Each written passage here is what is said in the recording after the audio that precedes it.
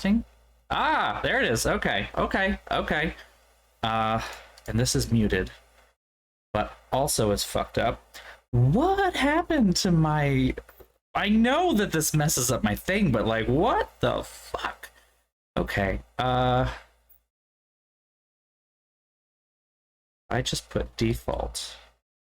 Will that work? All right. When we get started, actually, you know what? Here we go. Hold on. Let me do this. I'm going to risk a copyright violation here real quick. I'm going to play a song, and I want to see if it's working. Tell me if you can hear it when I go right now. I run from the liars, the fuel on the fire. Did you hear that? I just want to make sure. Sound off in the comments. Good. Okay, we fixed it. I just looked in my settings, and like for some reason the device that's listed for like both headphones and both, you know, the desktop sound and for the microphone were just a big long string of numbers and letters. It was like a device ID for some reason. Despite the fact that these are both plugged in and should be fine, like I don't know what happened. But anyway, hi everyone, welcome to the stream. I look a little bit like a crazy person, but that's okay because I feel like one right now.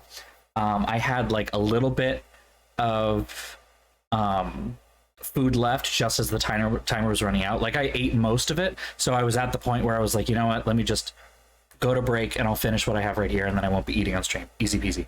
And then like as soon as I finished that, I was then like, I also need to go to the bathroom. And then as soon as I got up, I remembered, oh, I have a pavlova. I want to eat that on stream. Like, not because I want to make you watch me eat a pavlova, but because I want to eat a pavlova. And I have one. So it was like thing after thing after thing. It was bizarre. So yeah. Hello, everyone. Welcome back. It's been quite a time. Oh, God, look at this gorgeous thing. Ooh, I'm gonna need a plate, actually. Sorry, I'm not gonna be able to eat that just out of the... Ow, Jesus! Ah, that was my knee. Ah! Oh,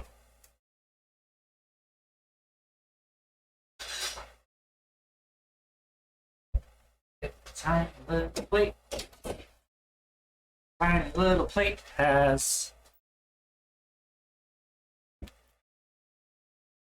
bubbles.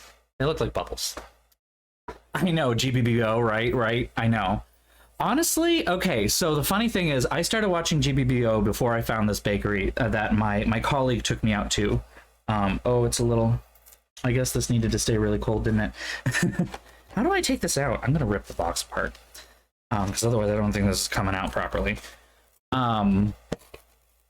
So yeah, no, I discovered this bakery after I started watching GBBO, back when it was the Mel and Sue. I haven't watched it since, and I just can't bring myself to, mostly because I'm gonna miss Mary Berry and Mel and Sue, who were the people that made that show work, and now without it, I can't.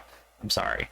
I'm sure the new judge and the hosts are fine, but they are not Mel and Sue, and they are not Mary Berry with her soggy bottoms. And I can't stand Paul Hollywood. So yeah, no, I discovered this place after that. After I had discovered this, I discovered this bakery after I had discovered the show. And when I went in the first time, I saw all the different pastries that they have there, and like half of them I actually recognized. And this was like a first. I'm hugely into pastry and patisserie, like, don't get me wrong, but at the same time, I mostly have just been exposed to like torts, you know, and pretty basic pastries like eclairs and things like that. Danishes, you know, the stuff that everyone kind of knows, not the more involved, long process things, right?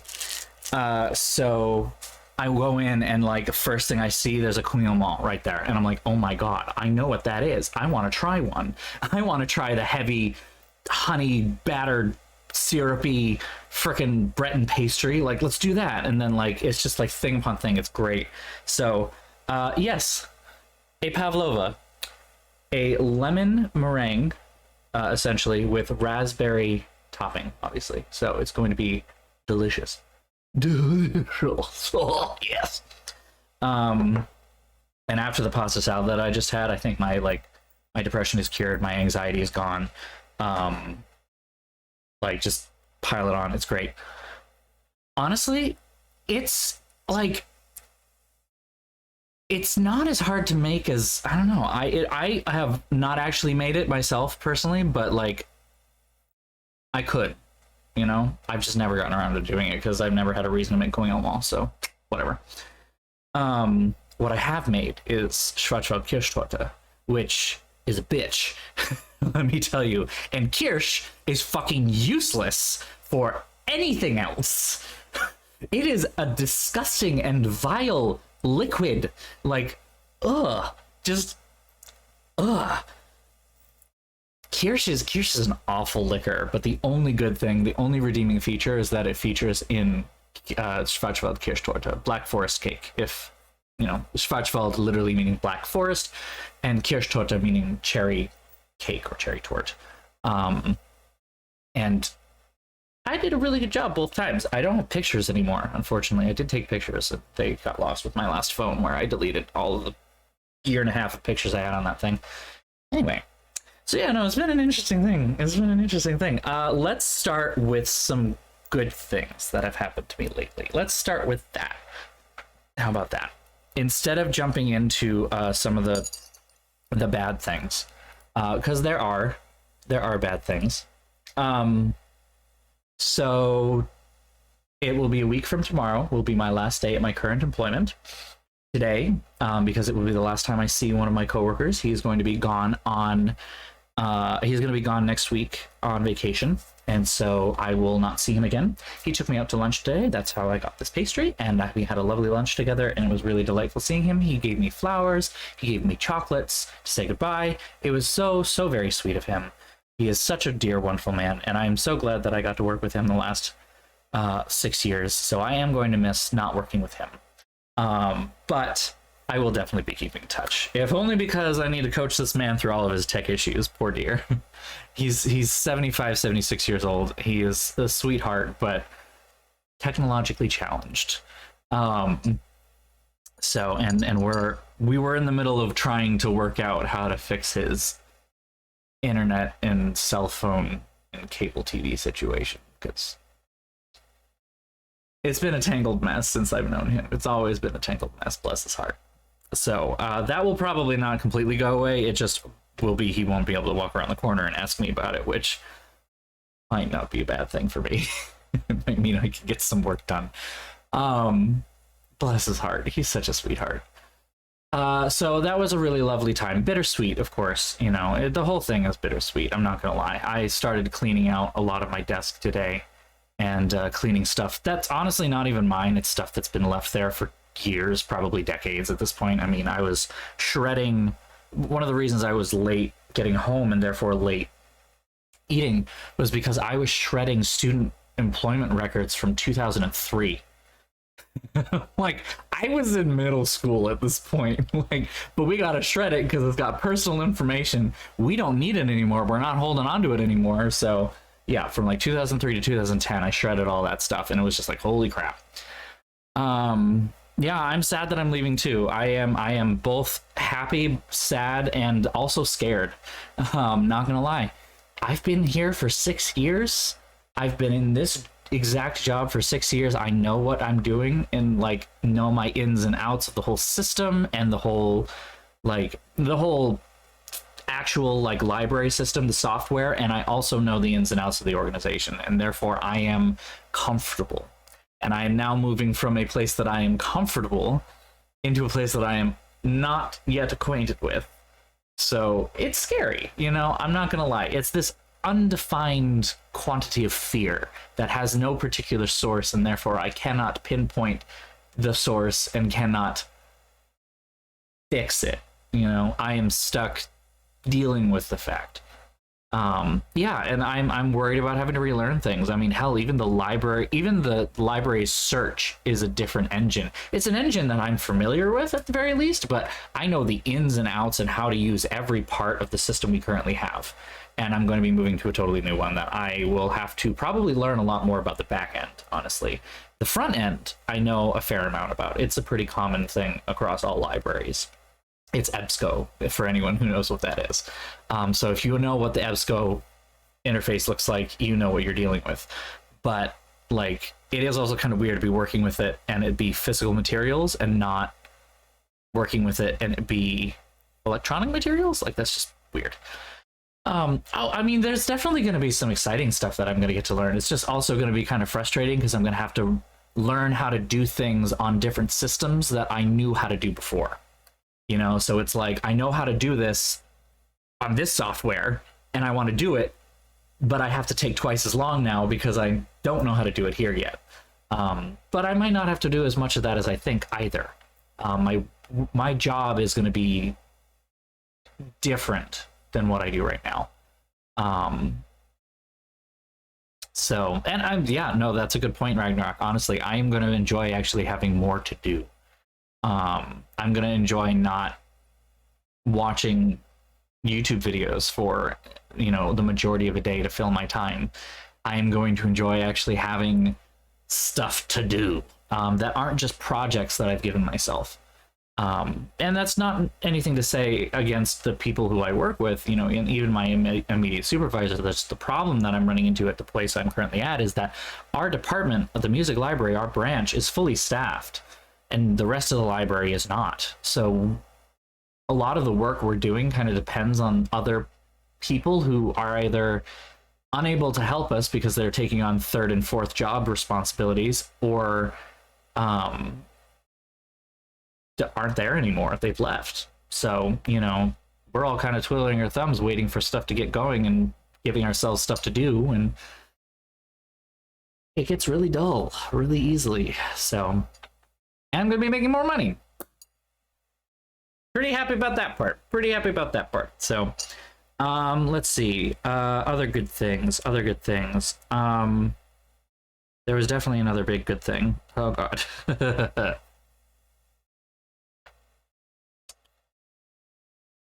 Really trying to focus on those first.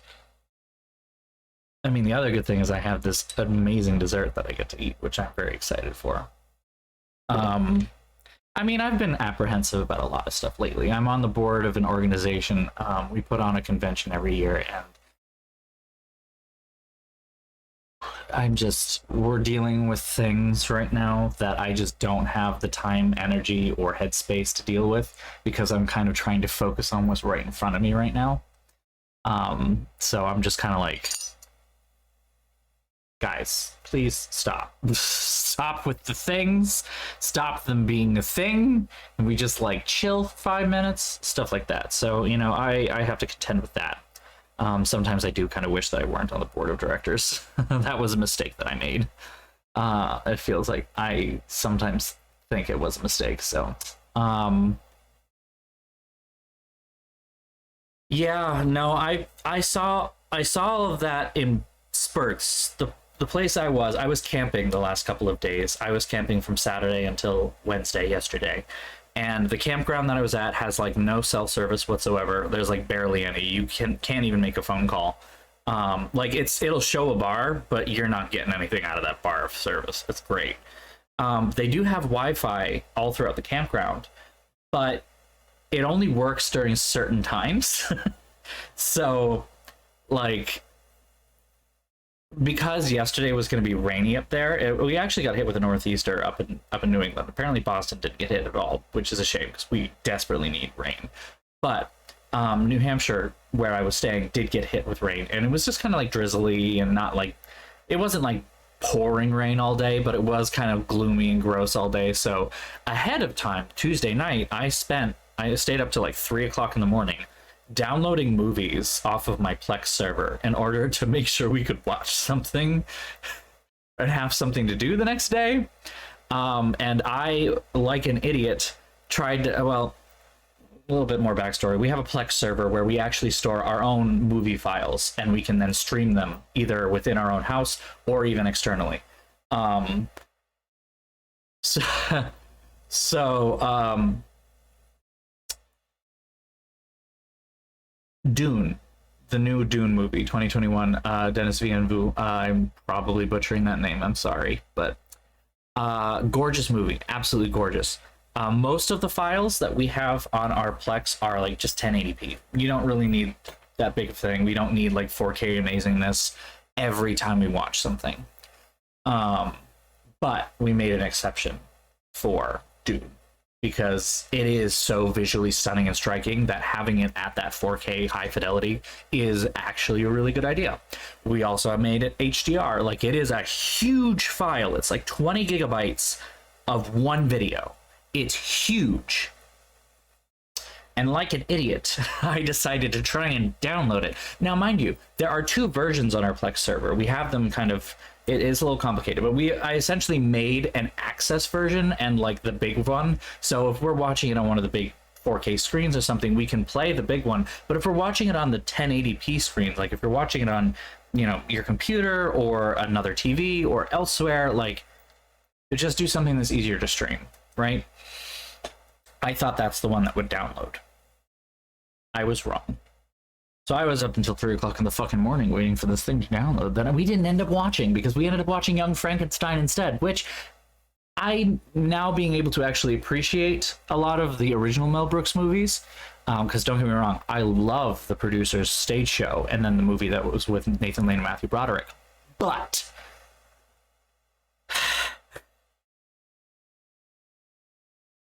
I still like Blazing Saddles best. Young Frankenstein is a very good movie. It gave me a couple of chuckles here and there, but Blazing Saddles leaves me on the floor every time. So, and Producers, the Matthew Broderick, Nathan Lane musical is way better. Sorry. Gene Wilder is amazing. Zero Mostel, amazing. But I'm sorry.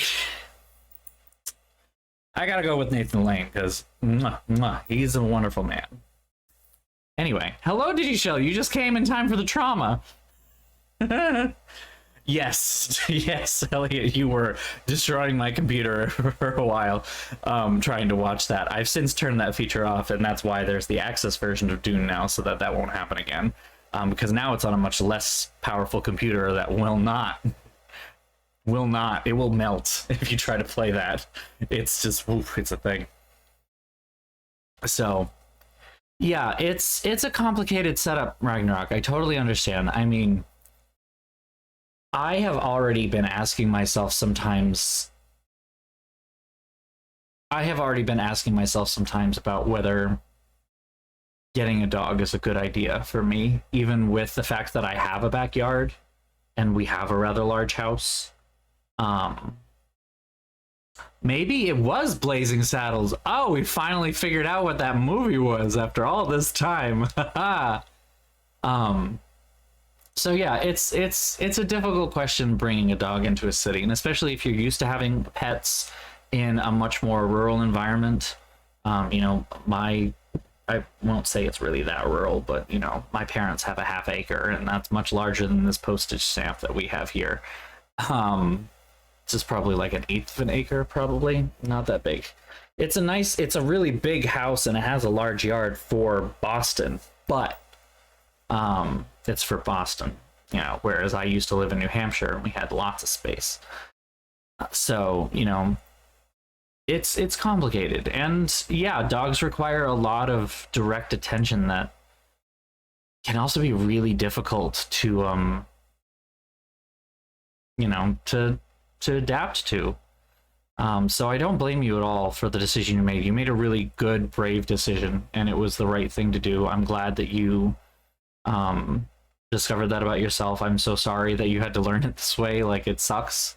You know, I sometimes wish there could just be a test to tell, like, oh yeah, nope, that would do it, and then it like solves the problem for you. But I certainly hope that you find some peace in the fact that you did the right thing. And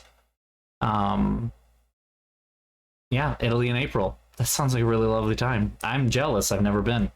I've never been to the continent, actually. I've only been to London. I won't even say the rest of England because it's really just London and Windsor that I've been to, and then of Canada. But you know, so yeah, I do worry about potentially getting a dog at some point because you know I do like to travel and I like to do things, and you know, traveling when you have a dog at home is difficult. It is difficult. What do you do with this dog? How do you deal with the fact that you have this thing that needs constant attention? Because even with cats, at least with cats, they can take care of themselves for a couple of days. So if you go away for a long weekend, the cat will be fine, you know? And then even if you go away for a week, as long as you have someone who has a key that can get in and just like quickly feed the thing, you're fine. But like dogs, they are a whole different thing. So you got to take them out so regularly. You basically have to find someone to house sit for you or dog sit, you know? Just like, oof. Anyway, not to completely derail this from talking about you, but I'm going to talk about my week so far and some of the bad things that have happened aside from, you know, work things, dealing with that bittersweetness and, you know, having things on my plate that I don't want to deal with because I don't have the headspace or the mental energy to do it. No, don't worry. You did not derail. You just... You diverted, which made me gave me a decent transition point because I didn't want to. I wanted to start out with like positives, positive, and then transition into let's talk about things that are difficult, things that are causing me confusion and stress. Oh my god, I'm ignoring that. So. I went camping this last weekend and most of this week. I went camping on Saturday and came back last night. My mother, my brother, and I, we take one site. Some friends of ours, husband and wife couple, they take another site. And then some friends of theirs have always taken the third site. Or not always, have recently been taking the third site. I'm going to try and give some names here that are not names of the real people because I don't want to do that, but I'm gonna have to write them down because I have not prepared this.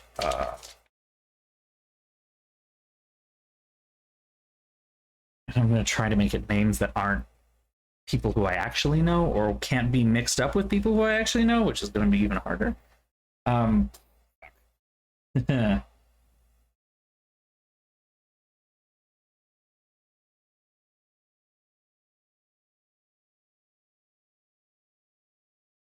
Let me tell you a story about Jack and Diane. I mean, we'll use Jack and Diane actually, because that'll work for some people here. Okay. So, and I can just refer to my family as like, you know what? And then we can do Danny and Sandy. Rest in peace, Olivia Newton-John. So, okay. So my mother and my brother, I'll just refer to them as such. So we then have our family friends, Danny and Sandy, we'll say. They're a husband and wife couple, around my mother's age. Wonderful people, love spending time with them. You know, if anything, I disagree with Danny on a lot of political issues, but he is a good person overall. And a lot of those political issues that we disagree on tend to be things like foreign policy, you know, a couple of steps removed from, you know, things that are immediate disqualifications of me knowing you. So it's more like me trying to get him understand some of these things. Anyway, it's actually anything. I've not been doing that lately, mostly because I just can't talk about it. Like, I want to relax, not talk about that. Anyway, regardless, that's not important. So Danny and Sandy, friends of ours. And then there's Jack and Diane, who take the third campsite. And Jack and Diane are friends of Danny and Sandy. So they're friends of friends. They're not, like, we didn't really know them until they showed up. I think it was like 2 years ago. They started camping with us, and it seemed like it was fine. I will say that I never really liked Jack. I found him to be kind of abrasive and very aggressive. He is ex-military, and seems to be kind of holding a candle with that. I guess his whole thing is that he is like a military consultant at this point. So Jack's whole everything is a little just for me to begin with. On top of that, some of his behavior just can tend to be very aggressive. Jack and Diane have a dog that is a German Shepherd, a very aggressive German Shepherd. And while she is a very nice dog most of the time, around other little dogs that are smaller than she is very aggressive. To the point where this last week she didn't do anything to our family's dog, but did go after Danny and Sandy's dog, this tiny little nugget of a thing, several times, to the point where it was making people uncomfortable. And Jack was very insistent. This is not the bad part, actually. Jack was very insistent the entire time that the dog should be socialized, and was trying to socialize the dogs, even at the point when the owners of the other dogs, my family and Danny and Sandy, were no longer comfortable with that. We wanted their German Shepherd tied up and leashed and away from the other dogs, if not taken home. It was at that point where it was like, no, not okay. It's not okay. But he was very insistent and was getting on a lot of people's nerves from that alone. Not to mention several other things that just kind of keep piling up when that happens. He's also a heavy drinker. And when he drinks heavily, he can become excessively loud and very disruptive. So no, we're not getting there, luckily. There was one point where we were concerned that she did draw blood, but she did not. It was just a nip. The dogs are all fine. And eventually it was determined that the dog would go home with him on Wednesday morning when he left. Kind of at the behest of everyone there, including his wife and their kids. So Danny and Jack, our friend Danny and Jack, oftentimes would end up drinking together for a little while. Jack was a heavier drinker and would get quite drunk. And it became somewhat problematic sometimes. But apparently on Tuesday night, no, I was told on Monday night, Jack let his filter fall enough. And as you're all aware, I am at this point very openly gay and trans. I have had breast augmentation surgery and therefore am very visibly so. And apparently Jack has taken issue with that and made that vocal when I was not there. It was just when it was Jack and Danny drinking and talking together at the fire very late at night. He started saying things about me that were very blatantly transphobic and homophobic. I do not know what. I was very explicitly told that they would not be repeated to me. And in the same he also outed himself as several other isms as well: sexist, racist, misogynist, etc. Oh yeah, no, Jack can absolutely jack off. But apparently in the same conversation, though not directly related to me, and with no direct reference to me, he pointed out that he carries a .45 in his truck at all times.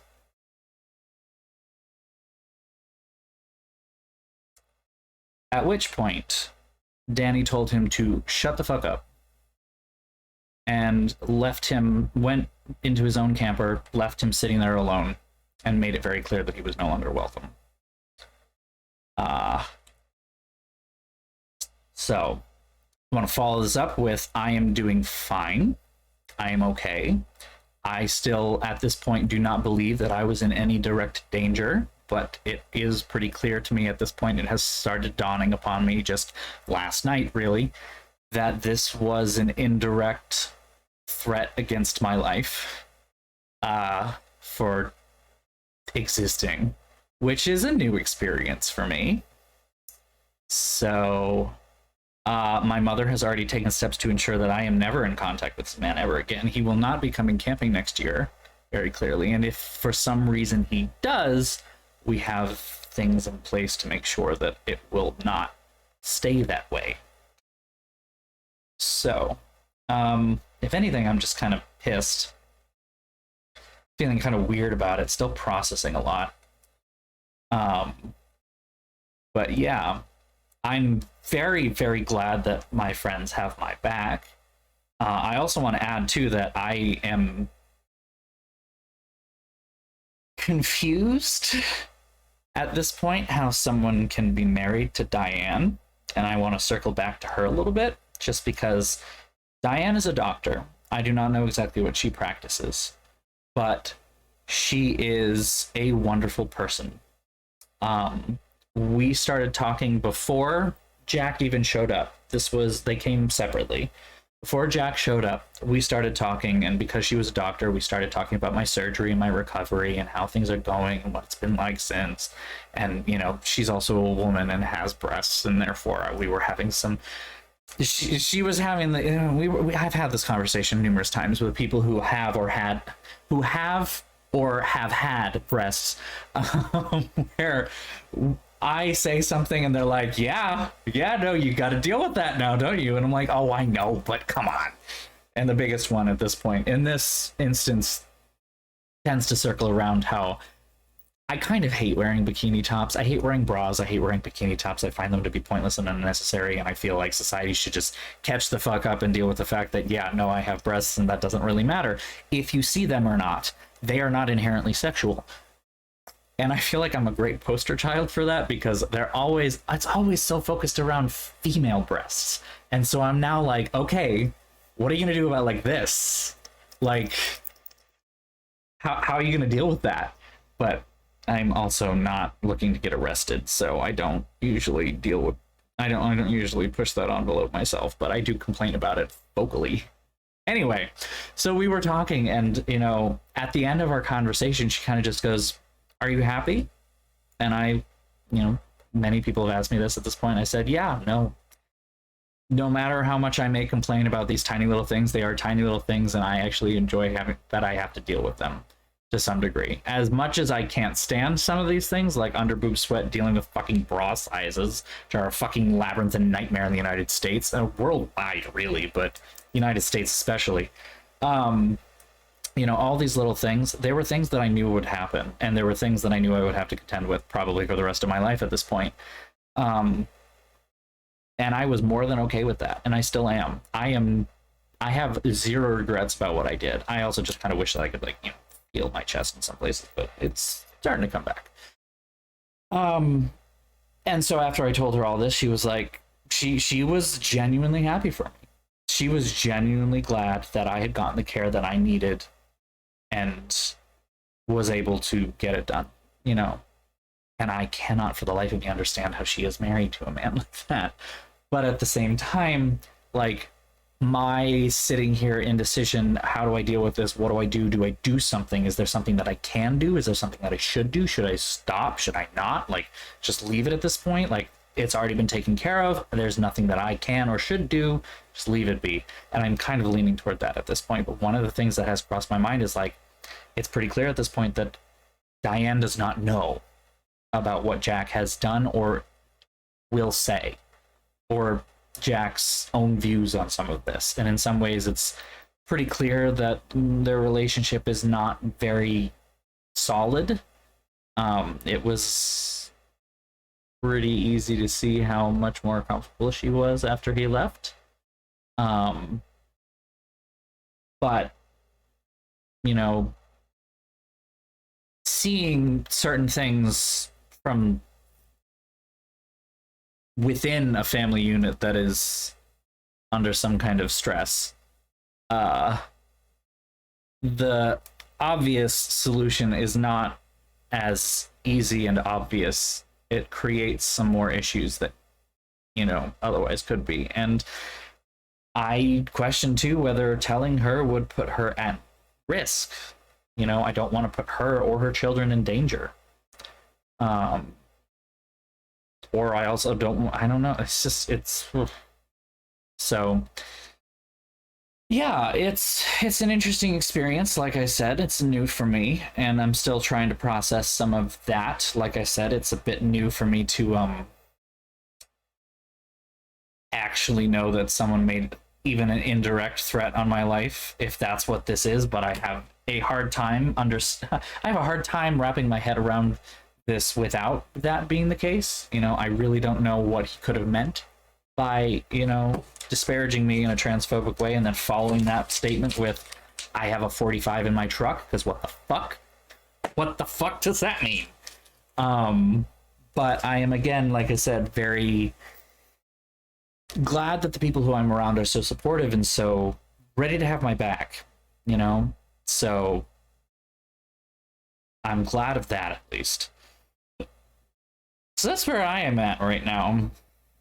It's a weird time. But I have this lemon raspberry pavlova, and we're about to play some Dragon Age Inquisition, where we get to wander around and pick up more fucking what's it called? Shards and shit. I mean, so, well, with Danny and Sandy, they're both aware. I mean, Danny was aware in the moment, and Danny's the one who shut him down and said, no, shut the fuck up, and then left, and made it very clear to him at that point that he is no longer welcome. Sandy has also made that clear after the fact. She was not there because she was already upset at him, and she already went back in. So yeah, it's been an interesting time. To kind of circle back to Dragon Age. No, Digishell, I have not done Wicked Eyes and Wicked Hearts yet. I am not sure when to do that. I know there's one thing that I have usually in the past, when I've done Wicked Eyes and Wicked Hearts, I end up saving it for last. It is literally the last thing that I do. What is... Well, Origin is not connected, so we gotta fix that. And it broke. Good? Okay, we're good. It is usually the absolute last thing that I do that is available at the map on the at this moment. I'm already saving something different. Like, I'm saving one part of Emprise de Lyon for after that, because it's just an order of operations thing. It doesn't really affect much besides some dialogue, and I want to see what that dialogue's like. A lot of what's left is just like starting out a bunch of new places, and I'm not sure what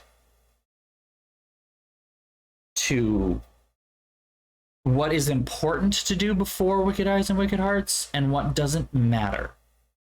Because otherwise I would just do it now. You know? I'm eating a pavlova. It's so perfect. I have a pastry in front of me. Like, come on. It's not a French pastry, though. It's named after a Russian dancer. Actually, is it a French pastry? I don't know. It might just be named after a Russian dancer. Australia or New Zealand? Oh, never mind. Never mind. Yep, no idea. Let me take one bite into this at least, because this thing is like been sitting here, is like picture perfect, and while it looks absolutely gorgeous, I want to like, ooh, that is hard. Oh, so is that like a custard? Oh, okay, so it's like a lemon custard on the inside, and the meringue is just meringue. I thought it was like lemon meringue. Ooh. Tastes like chocolate, like white chocolate. Oh my. Oh, this is going to be decadent, isn't it? Oh boy.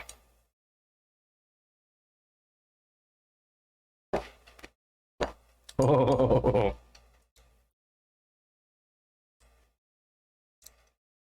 So I know it is way better than this. But so And I kind of know that this is a meringue is basically a marshmallow, right? It's basically a marshmallow, and this is a baked marshmallow. And this is basically a giant Lucky Charms marshmallow.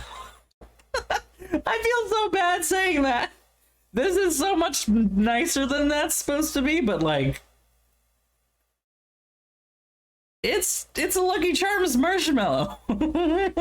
I think Clara Saffitz used this when she did Gourmet Lucky Charms, when she was still with Bon Appetit. God, I missed that. I feel bad that I missed that because she was so exploited during that, and Bon Appetit is a shit company. So is Condé Nast. But like, I really did enjoy those videos. I feel bad too that I don't follow her current stuff, because she does still do a lot of cooking videos out of her own kitchen, and I don't know. I'm not gonna lie. Bon Appetit Test Kitchen, that kind of got me through the pandemic, and then it was like a huge body blow when I found out that, oh yeah, no, they're actually pieces of shit. Like, oh, good, okay. Very glad to know that they're massive racists. So I just feel bad for ever giving them my time, but at the same time, I'm so glad that the people who I did like aren't actually problematic and got the fuck away. Good for them.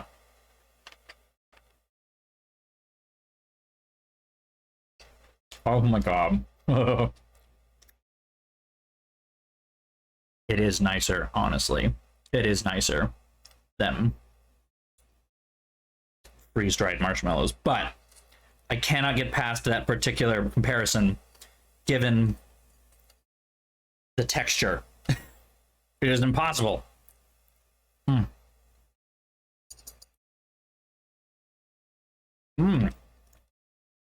was my first bite with everything all at once. Ooh, that's yummy.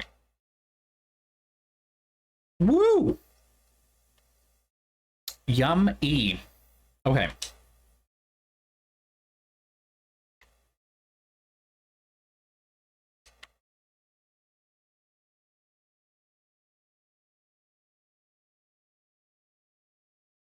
Does mother know you weareth her drapes? I'm just looking through this real quick. Landmarks, High Dragons, bottles, Strarians. Oh, these are collections. No wonder why. I'm like looking through this. I'm like, where's all the shit that I need to do? Like, I don't know. Go to the thing.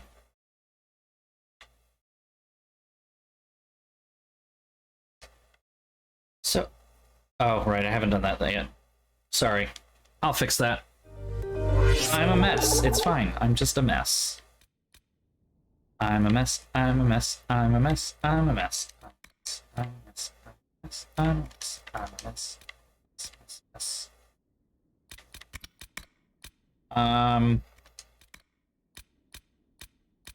And ignore all those.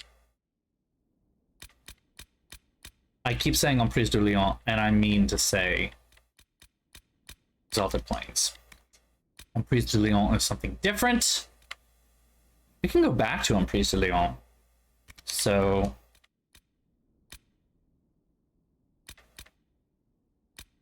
Emerald Graves is done. Ignore that.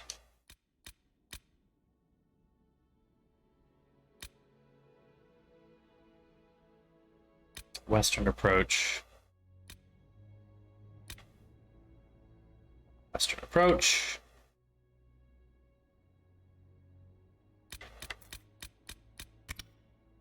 I don't know if I should do Wicked Eyes and Wicked Hearts right now, or whether I should do all of this shit that's sitting here. Like, you go to the world map, and I actually have to. I don't think I can even. Like, I've only started on Priest de Lyon. I haven't really gotten that far. Emerald Graves done. Exalted Plains, that's the one that I'm holding out on. There are a couple of things left on the Exalted Plains, but we can wait. Have not even been to the Hissing Waste yet. There's a bunch more that we got to do with the Frozen Oasis. Storm Coast, there's a bunch of new stuff there. Like, I don't know what's important, because I've always done everything beforehand. Like, everything. Also, I just want to point out, this is kind of silly, but like the map for Ferelden is very good. Like you can see right here, that is Redcliffe, because you've got the water wheel. And oh wait, no, that's not Redcliffe. Redcliffe is supposed to be like right here, which is why the hinterlands are right here. So Redcliffe is right there. What is this? But like you have these sigils here that very clearly correspond to particular places. And like this is Denerim, right? The capital. Or is this Denerim? I don't fucking remember. Anyway, yeah, like here, that's Orzammar, right? We know that. Okay. And then you can see up here that is Kirkwall, you know, from the last game. But the rest of the map, like outside of just Ferelden, the rest of the map is not that good. Like Orlais is supposed to be way bigger and more populated than Ferelden, but there are no cities shown on Orlais' map aside from Val Royeaux here and whatever this is supposed to be. Now, you know, you have these things, these big regions you can fast travel to that actually, you know, point out, but yeah, there's just like a couple of major things up here. Like I'm guessing this is, no, one of these up here is the place to enter Minerathus. And this is something important that I don't recognize. But yeah, no, like they really just take like the map from Dragon Age Origins and like paste that over here and then added to it, but they didn't really fill out the rest of it, which is kind of funny. Anyway, anywho.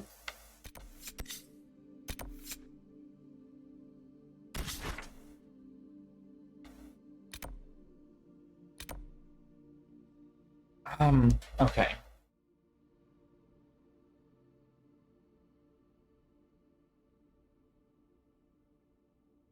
Wicked Eyes and Wicked Hearts is such a fucking good.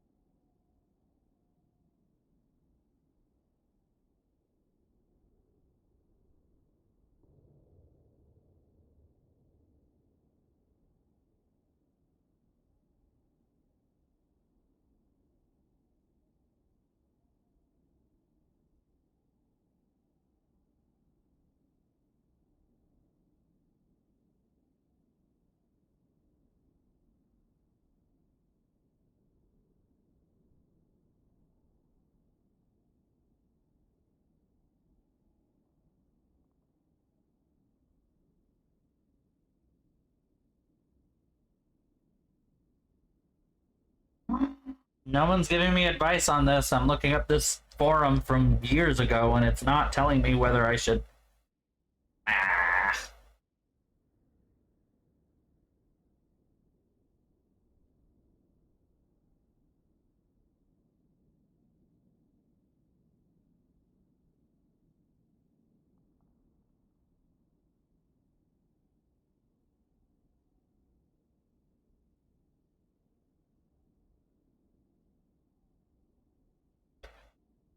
A lot of people are basically saying that you can kind of do it in any order, and that might actually be true.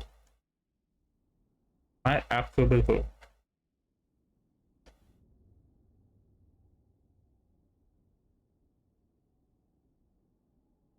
I mean, the reason I usually do it last is because it's my favorite. And I like to save the favorite for last.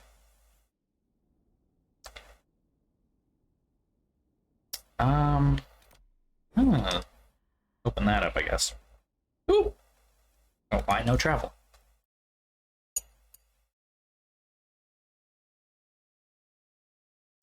It is neither a good or bad reason. It just is.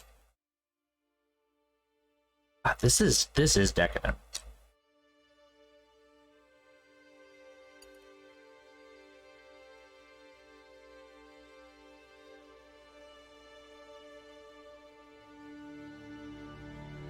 It honestly tastes more like white chocolate than lemon.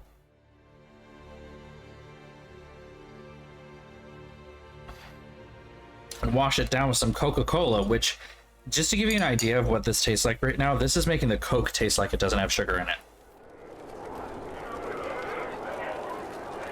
Ooh. How did... Oh. Like, this thing is pure sugar. Jesus Christ. Nope. Stop. So have I explored all of this map, or am I missing stuff? I feel like I might be missing stuff. Yeah, no, it's not quite like Mass Effect. There isn't exactly like a, you know, do more and get a better ending kind of a thing. That was more Mass Effect and less, oh, what the fuck? Hold on a minute. Oh, I look awful. Huh? What is this?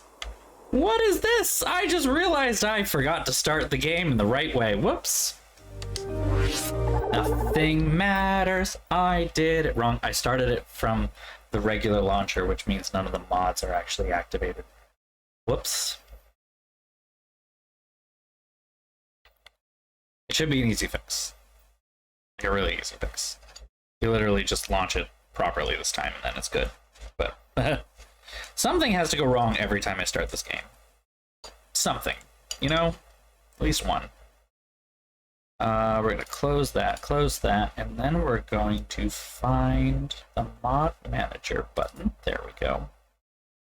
I was just looking at the back of my Inquisitor. I didn't even notice the clothes for some reason. I just saw the hair, and I'm like, oh, that's ugly hair. What happened to my hair mods? And then I turned her around and noticed the clothes, noticed the face. I'm like, oh no.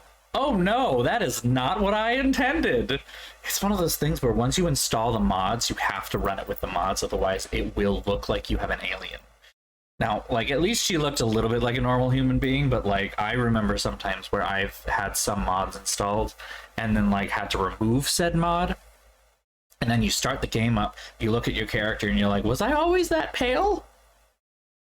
Why do I look like, you know, the life got sucked out of her skin, but left the lips red?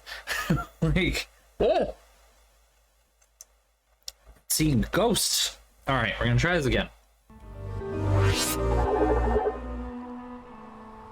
Oh.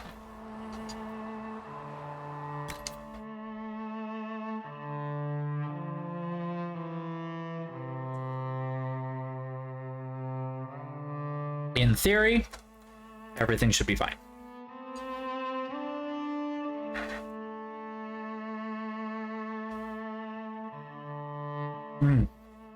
Oh, that is delicious.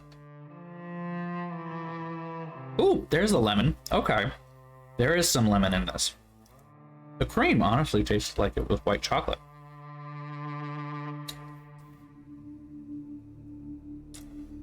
I wish I had another can of Coke right now. This is not going to be enough. I'm going to have to get up and get some later.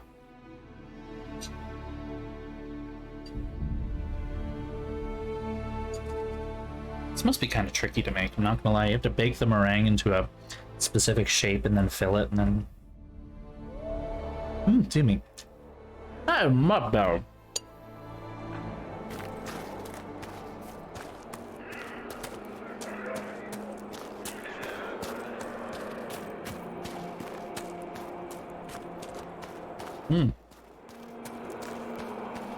This looks much, much better.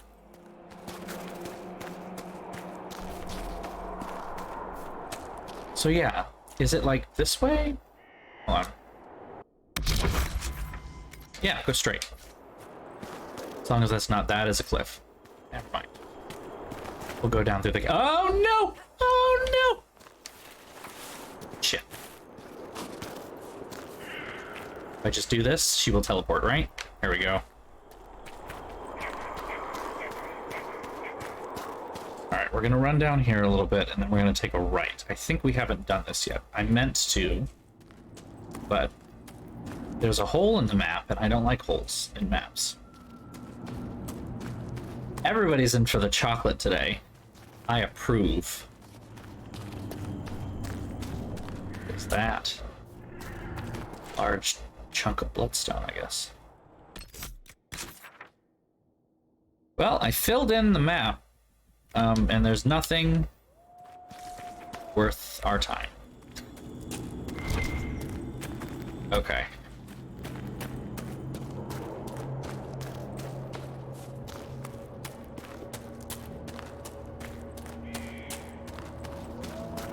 Oh no, I'm sorry.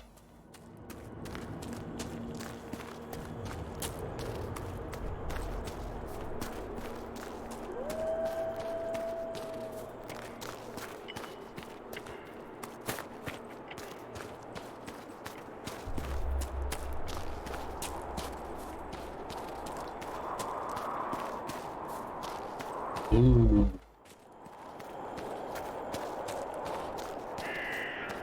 These all sound very good. I would say you're making me hungry, but I have a dessert already in front of me, so I'm actually fine.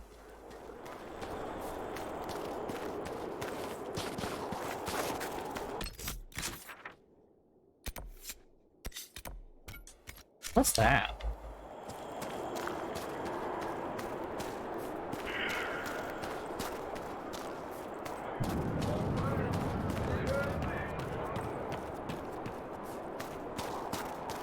How do I get up there, though? How do I get up there? It's a legitimate question here. There might be a way over here. Hold on.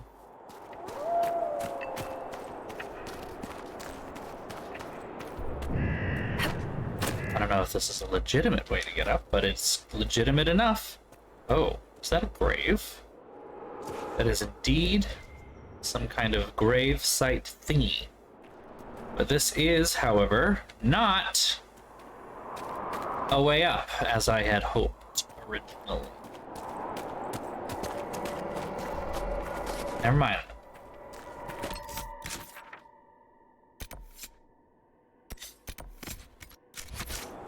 Alright, wipe out the Red Templars at the Tower of Bone. Let's go kill some more mans.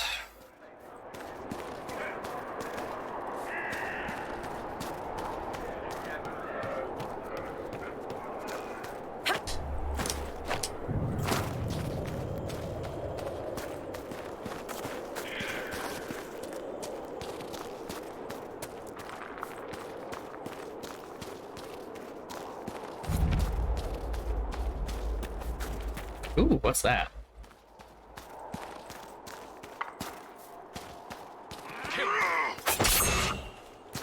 Oh, that was quiet and weird. Ow!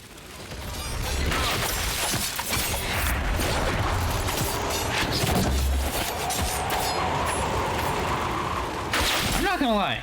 Having Solus is actually quite powerful.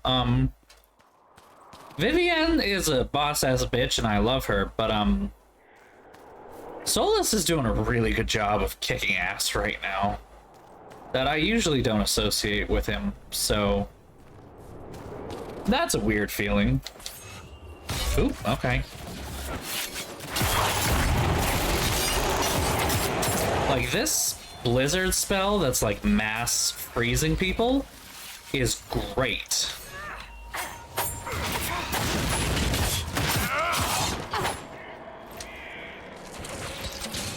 Ooh, we're still fighting. Okay.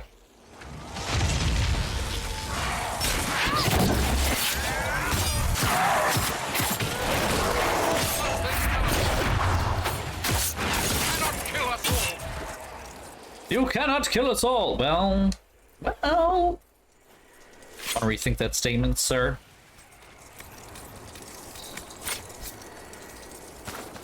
Oh, sudden lag.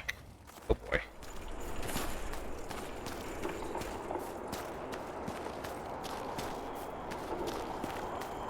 There's a corpse in this lyrium. Interesting. The Red Templars spared its creation by growing it from the dead. Others want to know about this. Yeah, that's, dark.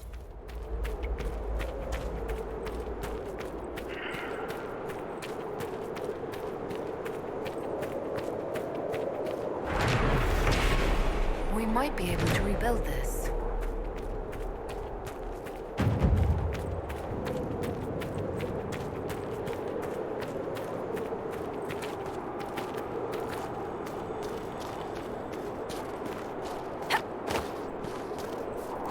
back to the Tower of Bone.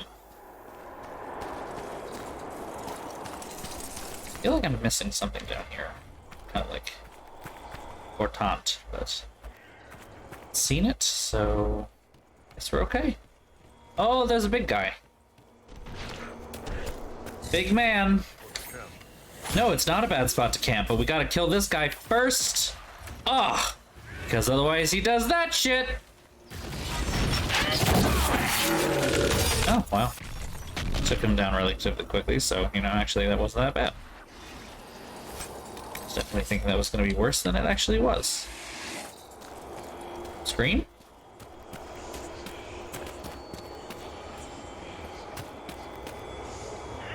Oh, it's up there. Oh, how do I... Huh. That'll be, interesting. Hold the tower, do not let the Inquisition reach the quarry, or worse, the keep. Everything we worked for will be lost. Well, I got bad news for you, buddy. We took the tower, so fuck off. The fuck off. Now can we actually go? Oh yeah, we cleared out all that red lyrium. Lovely, okay. I mean... So I kind of messed up my sleep schedule over the last couple of days with camping. What's kind of funny about, you know, the whole threat to my life thing, transphobia thing, is that I did not hear what was said, even though it was quite loud, apparently, and I would have normally heard if I had not been playing video games, but instead I was playing Wolfenstein: The New Order, where you get to kill Nazis. So... poetic? Poetic? Feels poetic. But I stayed up a little too late every night playing that. Not gonna lie. Fun fact for you Boston folks. Didn't realize, but one of the main characters is actually supposed to be that universe's John F. Kennedy. I didn't play with, like, at the beginning of the game you can choose between him and another person to live, and whoever you choose you're stuck with the whole time. I thought he was kind of whiny the first time I played, so I didn't really want to deal with him the rest of the campaign. And now I'm like playing through his storyline, if you will, you know, his timeline, and I missed out a little bit. There was definitely something worth... Shut up. I'm trying to figure out where this last frick... There it is.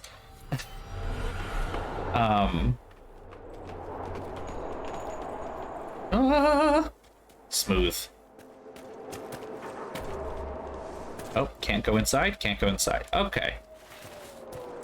Also looks like there's nothing worth going inside for. Oh, now I can go inside. Just not that way for some reason.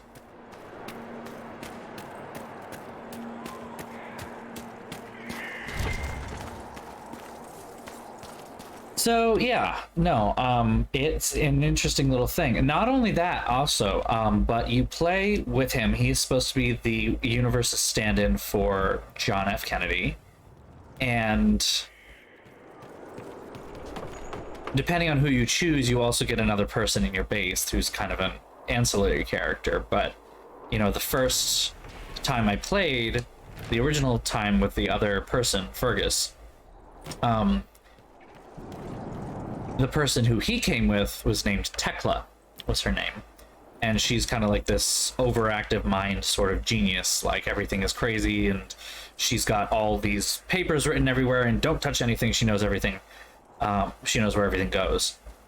And she, you know, even based on her name, Tekla is supposed to be kind of a, you know, nod to Nikola Tesla. And I kind of knew that, and it was fine. But like, the game takes place in an alternate universe of the 1960s where the Nazis won, right? So Tesla wasn't alive in the 60s. You know, he was dead. And so that is kind of just like a neat homage, but nothing more. Finding out that there is an in-universe version of John F. Kennedy you know, a man that was born to wealthy parents and a powerful local politician in Brookline, Massachusetts, who attended Harvard and whose father wanted him to go into diplomatic work, and then he declined and joined the army instead of the Navy. But the army, like, more obvious, why don't you? Like, he's JFK. It's actually kind of neat because, you know, that kind of makes sense for the time period at that point. By the time you get to the 60s, you know, because it starts in 1945. By the time you get to the 60s, you know, he is where he would normally have been president at that point, or about to be president, you know? And it's like, it's different. It's cool. And the person he comes with, you know, where you have Tekla with the other one who's supposed to be Nikola Tesla, or like an homage to Tesla, right? He comes with essentially Jimi Hendrix, which is wicked fucking cool. And like, they make some really good social commentary that I did not catch the first time because I wasn't playing with their universe's version of Jimi Hendrix, who, you know, at one point literally says to the main character, BJ Blazkowicz, who by all appearances, at least, he's a white passing half Jewish man. He's got blue eyes, blonde hair, like very muscular. You know, that's kind of part of the thing, is that, you know, he is the ultimate Nazi killer, and he is at the same time their ideal of a human being. And the Jimi Hendrix, his name is just Jay. Jay's point at one point is like, you know, living in this world where the Nazis have taken over everything is nothing new. Because for people like me who are black, you guys were always the Nazis, meaning white people. And I'm like, meanwhile, if you get Tekla, bless her heart, but she basically just like mumbles at you the whole time. There's not really like a substantial social commentary there. And I'm sitting there being like, this is supposed to be a game about like just killing Nazis.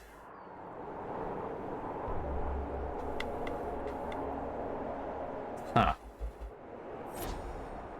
I don't know what that means.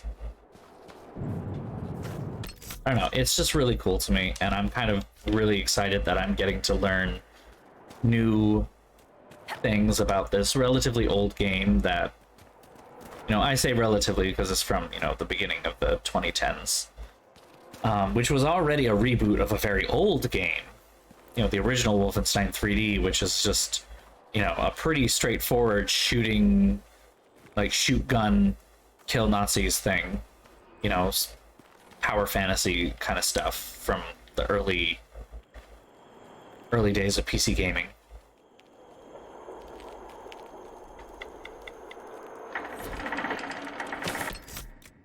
And it was rebooted into something that is like a pretty hefty social commentary on our own society as it exists at this moment, not just the future, but, you know, or an alternate future or whatever. It's here. It's what we have right now.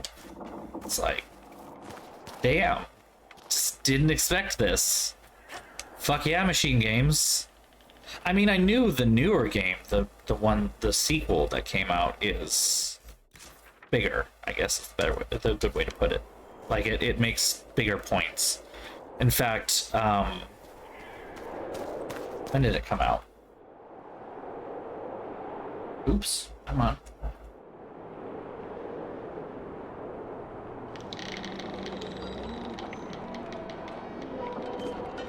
I mean, Wolfenstein, the reboot of Wolfenstein is called New Order, and then Wolfenstein 2 is the New Colossus, which is a nod to the Statue of Liberty and the poem by Emma Lazarus, and it is about essentially inciting the United States into a revolution to overthrow the, you know, Nazi world regime.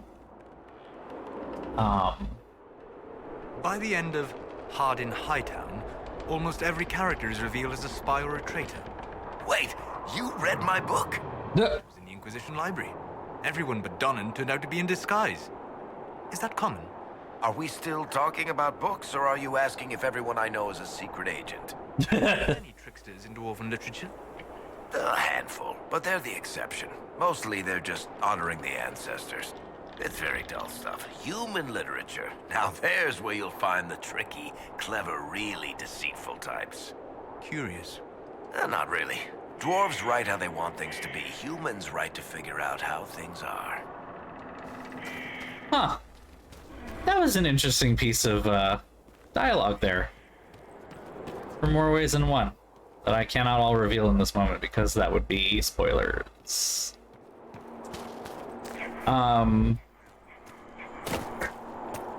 What was I just gonna say? So, yeah. The new Colossus, the second Wolfenstein game, came out in 2017. So shortly after a certain orange thing took the White House. And also not long after a certain provocateur, we'll say,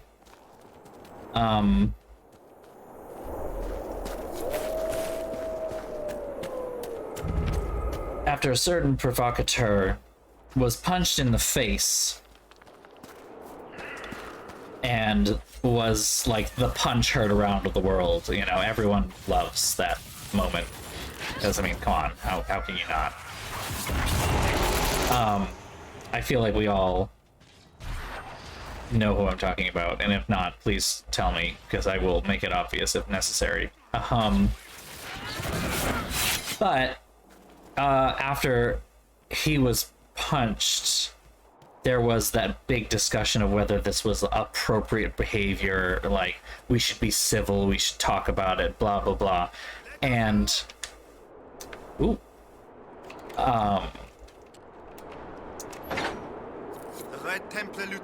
From Software Machine Games was very clear with their advertising with Wolfenstein 2 that not only is it okay to punch Nazis, but it's also okay to take care of them in other ways. And I'm not gonna lie, I appreciate the strong stance. I appreciated the strong stance. And I mean, when you have a game where the core mechanic is that, then it makes sense. Was it kind of cynical, cashing in on a particular piece of, you know, that particular piece of stuff in the moment? Yeah, but also welcome, I guess.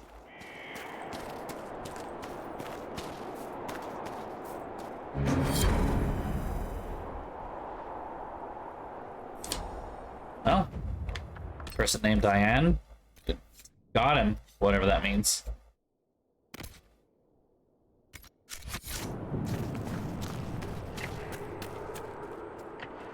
Well, that looks interesting. Let's go kill it.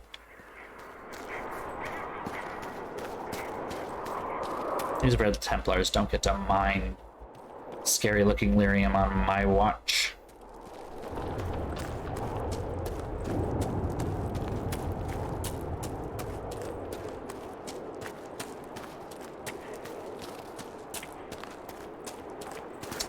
Eventually we will go kill it.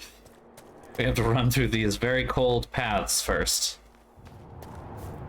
Ah, they've noticed us.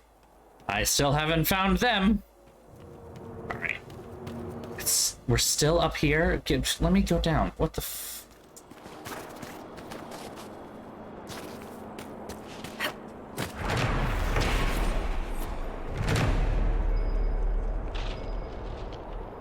Well, that is a cliff, so I will not be walking off said cliff in order to capture that thingy. How do I get down there?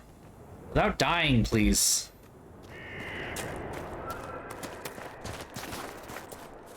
My goodness, this is quite the long walk.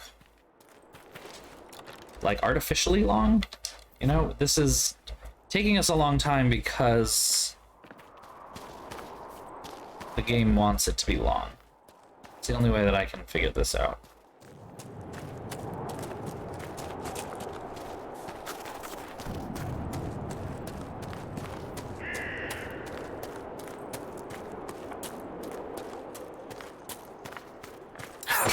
Boop.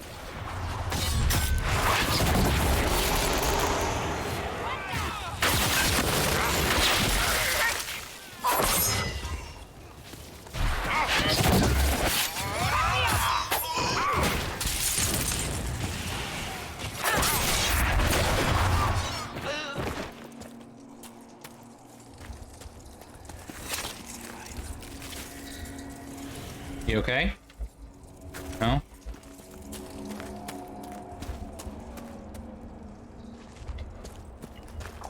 Yeah, it is late. Unfortunately, I do stream very late. Now, take that, however, and imagine that when I started streaming, I did it after I got out of work at 9 o'clock at night. So I used to work until 9, and I would come home and then stream at like 10 until 1 a.m. Which, incidentally, was the only way that a friend of mine in Indonesia could actually watch. I kind of feel bad that they can't watch anymore. No one is alive. You have to help us. They'll turn us into those things. Have you freed everyone? Nope.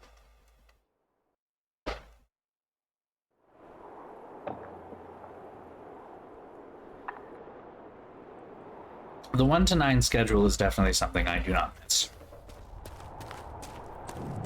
And will not miss having to contend with possibly ever doing it again. Though, we never discussed going back to that schedule. I will say that. We did discuss going back to Sunday through Thursday, however. I wasn't very much a fan of working on Sundays again. You don't realize, like, when I first started working in this position and it was Sunday through Thursday, 1 to 9, I thought this was great because I do not like waking up early. I'm not a morning person. I don't like it. And so 1 to 9 seemed perfect, but then you don't really realize just how much you don't really realize just how much you miss from the weekends and even just after work kind of stuff until you don't have it anymore.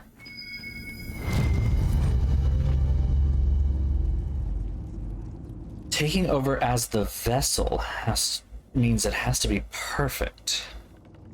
Have the amount ready in 3 days and you and your squad will get a chance to serve as Corypheus Honor Guard. The vessel.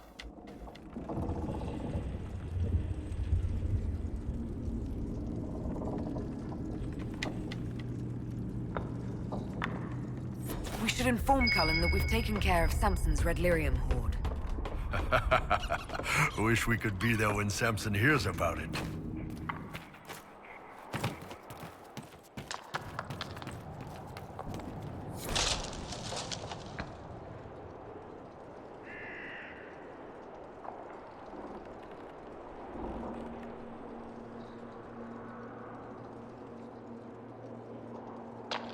Kill Lynette's brother, God. He told her he was going to fight for the Empress, but he never intended to do so. He was going to run away to Ferelden. I caught him one night looking in our bureau for Lynette's jewels. He meant to take them and leave forever. I tried to stop him, but he fought back and I killed him. I never meant to. It was an accident. Ooh, oh. That's some drama. Oop, okay.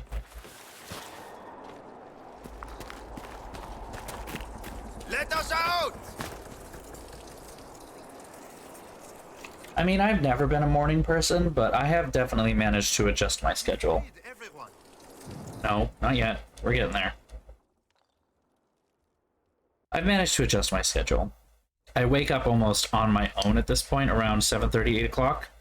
And 7:30 is when I set my alarm for too. So like, you know, we've hit that point in our lives.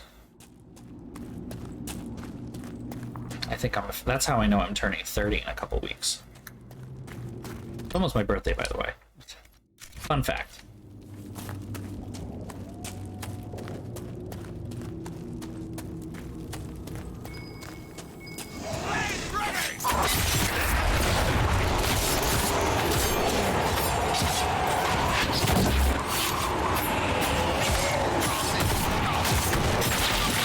Stop trying to kill me!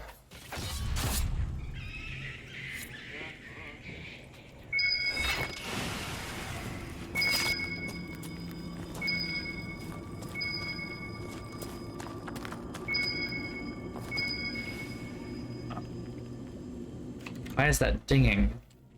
That. Are all the cages open? Why is every person I talk to asking that question? I'm going to get to all of you, alright? I'm sorry that I can't just do it.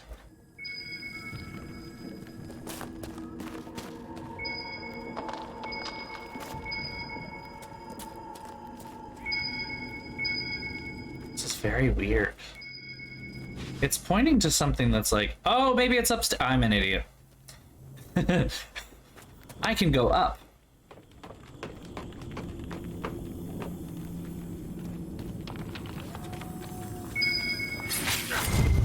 Ooh. Flint. Lady from the village set aside some basic supplies, flour, dried peas, blankets, any corn you can spare. Either bring them or have them brought to the grove of trees at the fork of the Elf's Blood. 2 nights from now, make sure no one sees you. Mr. Spurlong will be there. She'll give you a list of people we can use in exchange for the goods. Oh.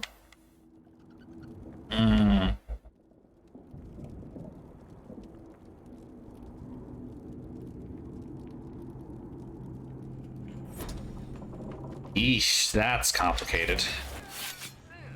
Die! You're not as flashy as most mages, Solus.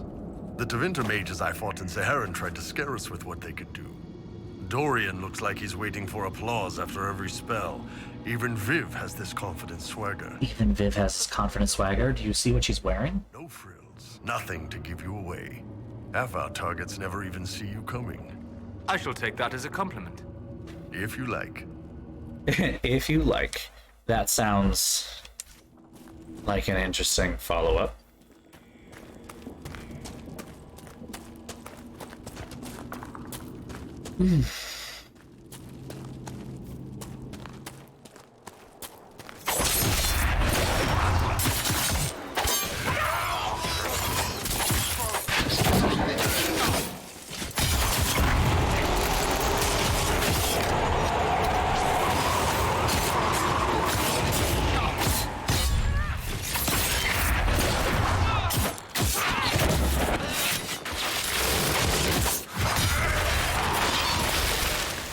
There we go. Killing all the bad mans.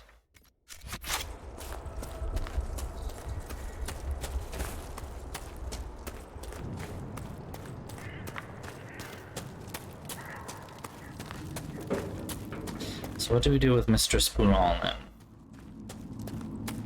She's been giving away names of villagers that can be taken in exchange for food,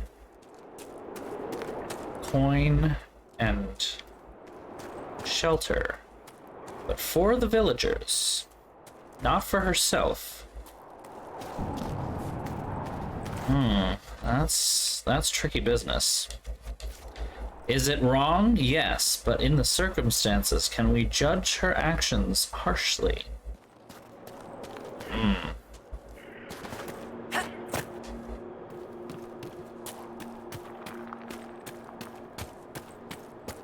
Thinking of like the many and the few kind of a deal thing right now, right? Like,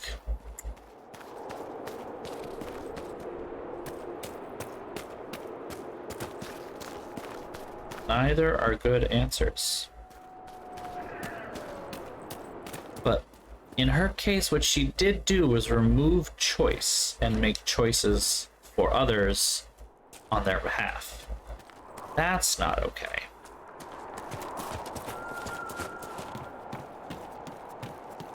Would have almost been better to have given other people the understanding of what is going on, let them choose on their own.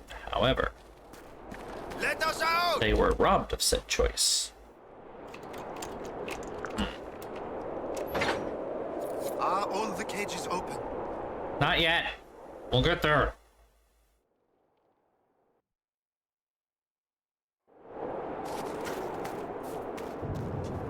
Inquisitor, please. You don't seem well. What's wrong? The red crystals, I can feel them at the tips of my fingers, beneath my nails, under my eyelids. I know what happens. I have a letter for my love. Would you place it in the hollow of the marked tree by the river? When he returns from the war, he'll know to look there. Let him hate me and move on. No. That's sad. All right then. We're gonna go forward with ending these bad man's stuff. It's not a logging stand. All that wood. Because they did bad things, and I don't appreciate them doing bad things like this. So run down here and give them the old stabbity stab. Technical term, by the way.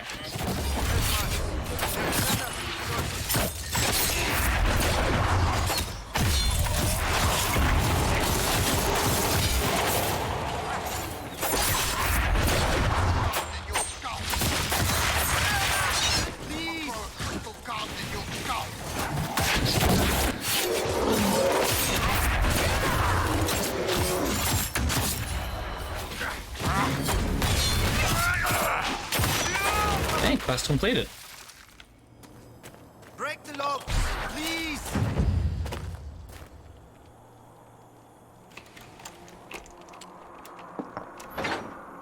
Have you freed everyone? Not yet. I will get there. God damn it, I got one more. Have you freed everyone yet? So impatient. Ooh. I need that.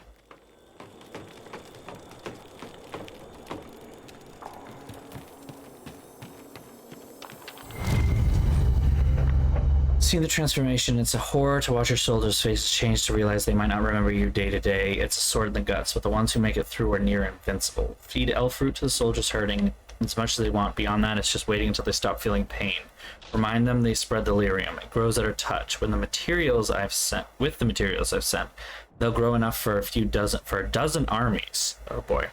It's proof we're on the right path. That any suffering is worthwhile, remind them. About spreading red lyrium. Oof. That's bad.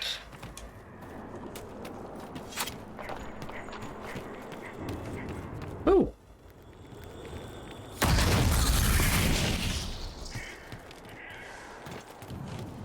Taken care of.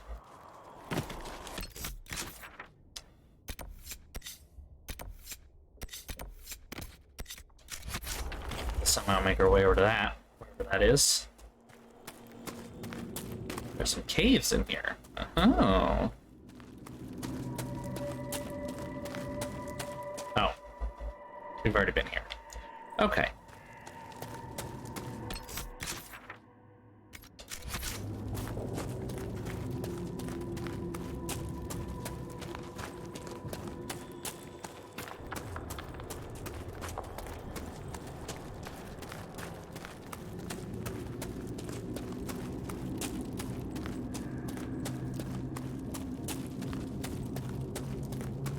Run up that hill.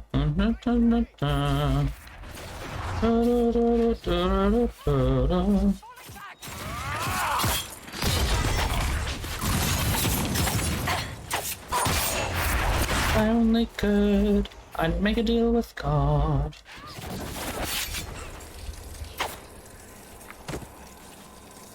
Ba-da-ba-ba-da-ba-ba. Please. There you go. Hey, I can't even make anything, so nicely done. Go home now. I just gotta sit in judgment. Interesting.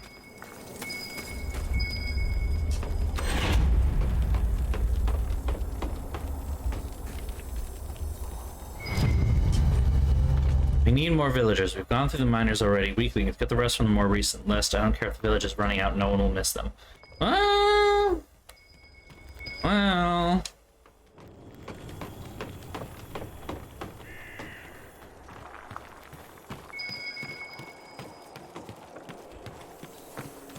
Oh, okay. Steam decided to open.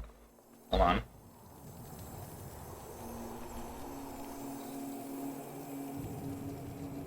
Close this. There we go. Yes, I've heard the report of the Inquisition on the rise, but there'll be a toothless hound once our master deals with them. We stand between the enemy and Corypheus.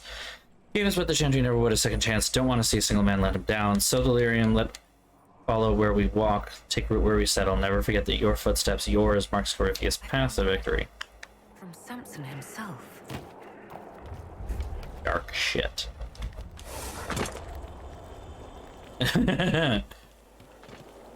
She's a 10, but then she made a deal with God. Good. Good. That's a good joke. That is a good... Not quite deep cut, but like deep enough. You know? It was good. It was well done. Applause.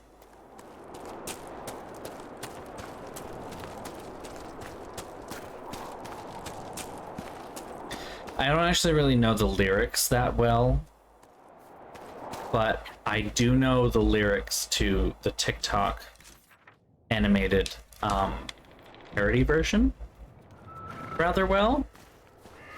Oh, there's Batman's here. Oh, nope, there's just wolves. Werewolves! What? Werewolves! They're wolves! Their castle. Why are you talking like that? I don't know. I thought you wanted me to. I don't. Oh, suit yourself then. Why, that sounded Irish all of a sudden. Suit yourself then.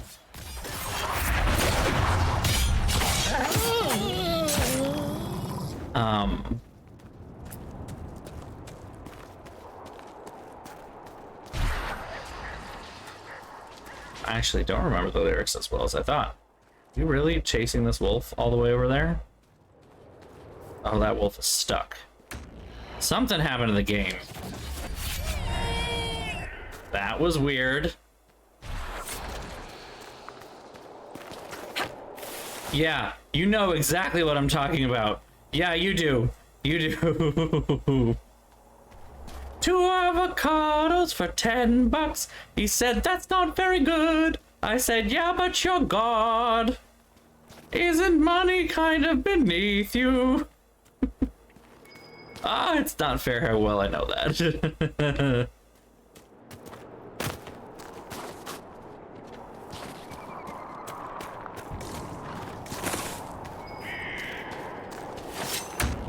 Oh, there's a bear. Why the fuck is there a bear? What the shit?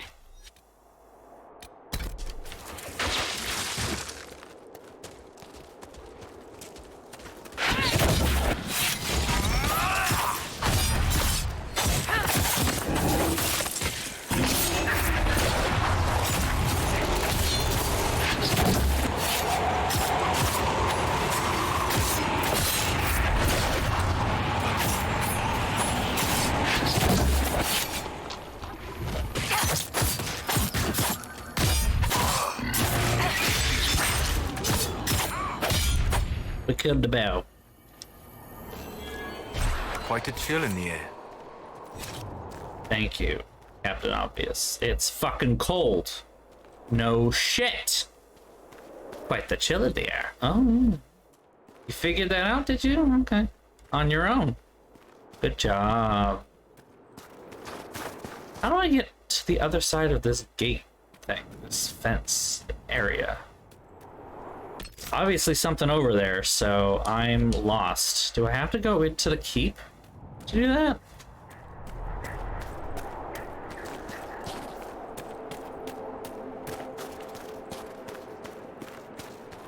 I don't know what I'm doing.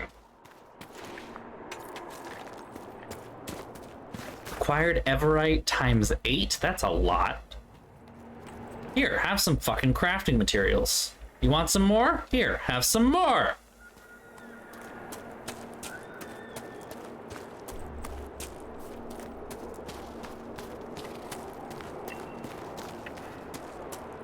I admit to you all that I have a small personal dilemma that I must contend with over the next month. Or 2, actually. I want to go to the local Renaissance Fair. Friends of mine have already stated that they also wish to go to the local Renaissance Fair. However, they are going on days that I cannot go. It is a problem.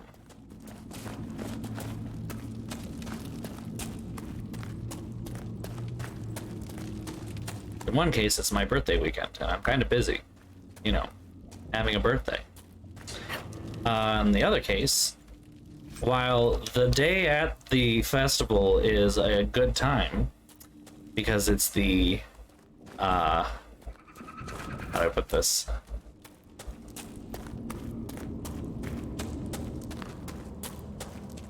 Oh, well, I'm gonna do that. It is when... It's the kilt. It's the men in kilts weekend. It's kilts. And they have a kilt hunk wearing contest where everyone is shirtless and wearing kilts. I gotta admit, it's a good time. But it is also on a terrible weekend for me because I am otherwise occupied. What am I missing here? Where's the doohickey? Oh, right there!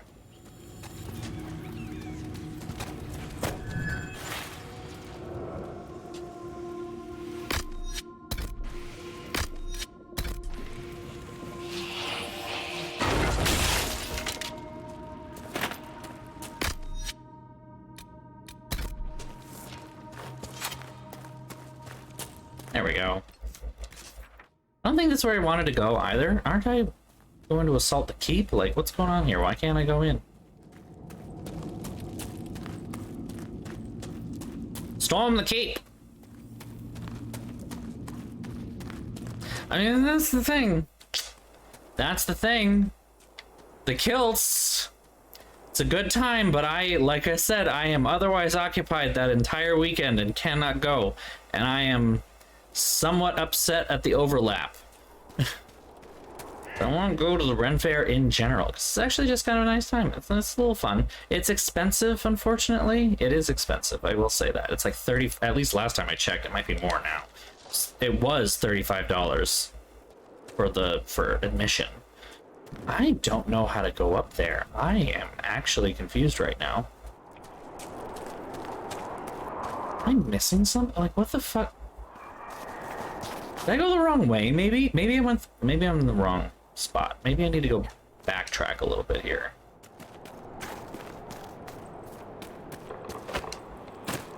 This is the quarry. Maybe it's over there. I may also have made a mistake that I can no longer... Yep, we're gonna see about fast traveling, because I don't think this is gonna end well if I try to, you know, not die. So yeah, no, it's just kind of a fun time though, even though it's kind of expensive, like I said. So just go grab those shards while we're at it. It's a fun time. I've already said that several times, but it's a fun time.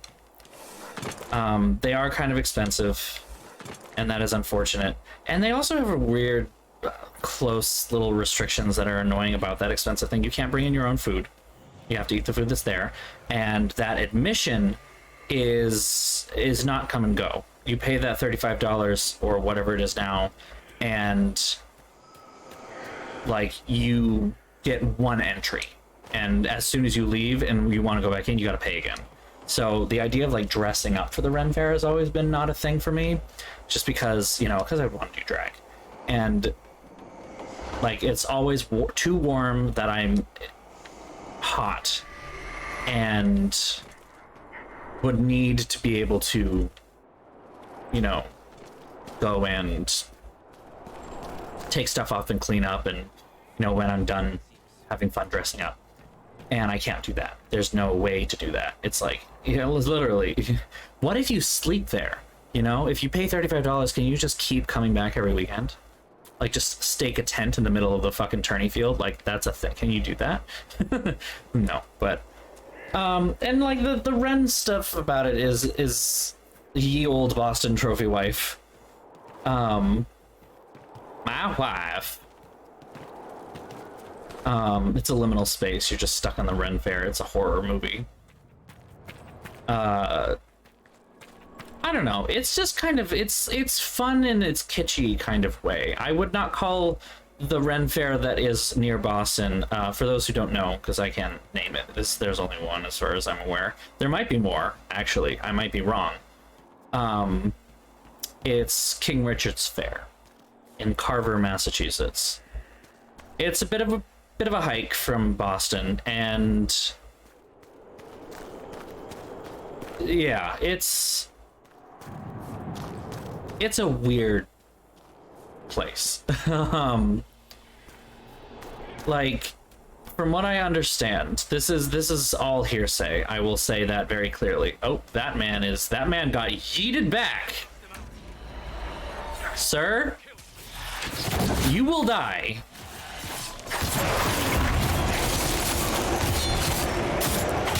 Apparently, he's fighting the fucking Templars along with us, so we gotta contend with that.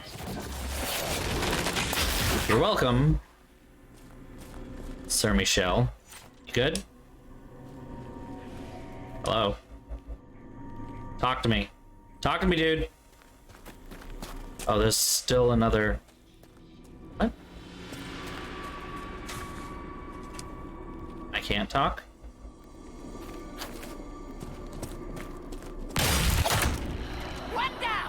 Because that was considered a hostile. Your efforts to drive off the Red Templars have not gone unnoticed. Imshale knows we're here. He sent Red Templars after me, and a pack of shades descends now upon Sarnia. The people are defenseless. I must return without delay. It's up to you to destroy Imshale. It's up to you, as Nancy... Sorry. Bad time, I know. Bad time. Hold on. I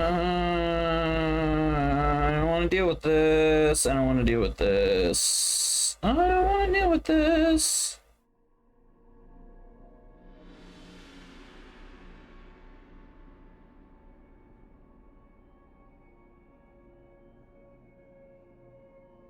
Yeah, no. I don't want to deal with this. So yeah, this is complete hearsay, but from what I have heard, the Ren Fair has a ticket system. You know, you were basically encouraged to pay cash at all times in almost every place, and everything in all the food and drink inside is ticket based. You have to buy tickets. You can only buy tickets in groups of 10, and it is $1 per ticket. So you pay like $10, you get 10 tickets, $20, you get 20 tickets, stuff like that. That's the only way you can get those tickets, though. And those tickets then are exchanged for food and drink. But nothing adds up to 10. Right? Like, if you want a drink and a meal, like if you just want like a sandwich and a meal, that's like 11 tickets. Like 12 tickets, right? Like, this is the kind of stuff. It's frustrating. And I have heard that it is to avoid things like taxes, potentially.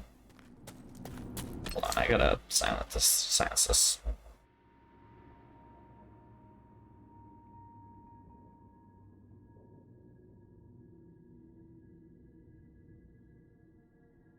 I can't deal with this while I'm on stream.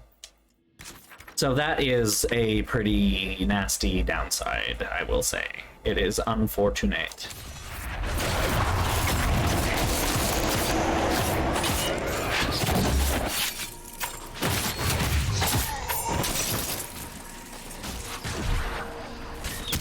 Ow, what the fuck?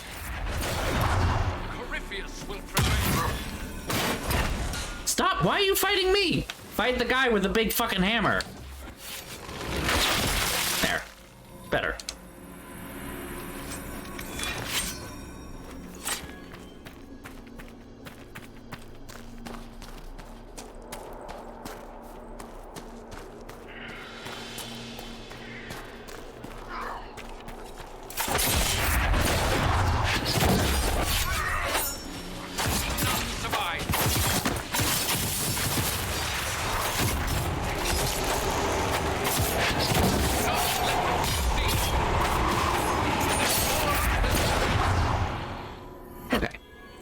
We are doing well.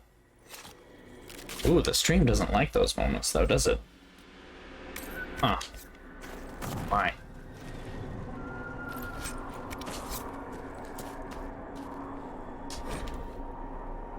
This was a red lyrium. The last one entered a savage frenzy from the lyrium. You had to put it down. Once the red lyrium takes hold, their strength increases than we expected, but it makes them even more difficult to leash. Until we obtain the creatures in large enough numbers to test different techniques, we will never achieve a reliable method of corruption control.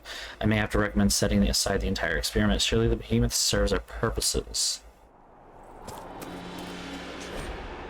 Giant bot brought from the Emerald Graves last week died this morning. It received a small injury to the abdomen that eventually killed it. We have only one surviving giant. Fortunately, the first changes have been promising. I am hopeful.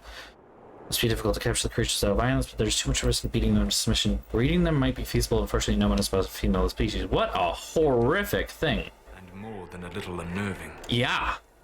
Really fucking unnerving. Jesus Christ.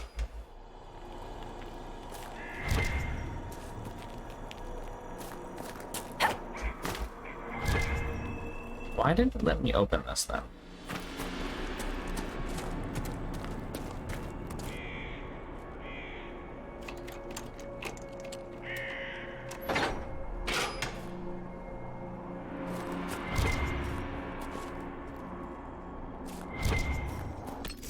Why didn't it let me open this?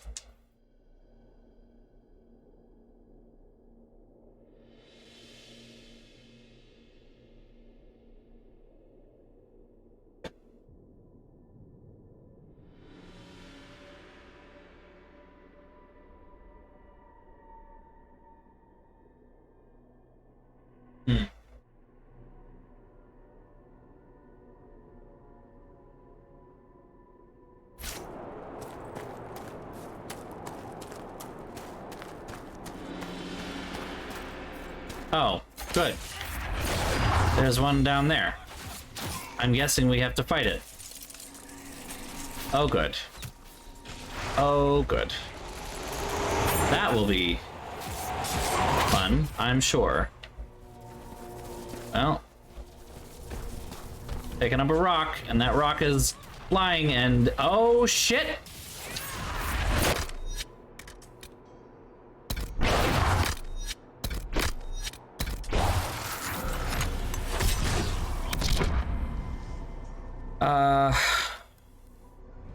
Why no? Why not? Why not? Shit.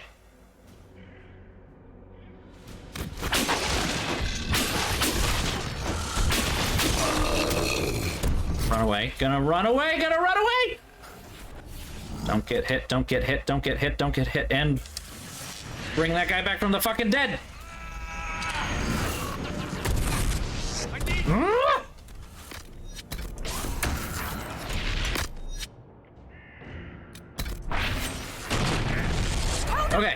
Okay. Take care of these little guys first. Take them down quickly.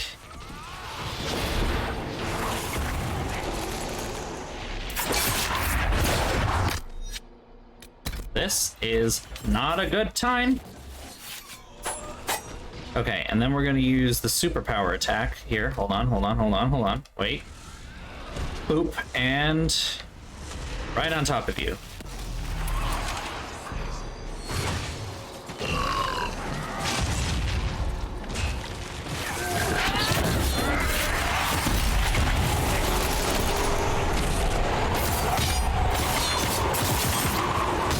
All right, we got him down to half health. We can do this. Quarter health. We got this. We can do it. And dead. Whew!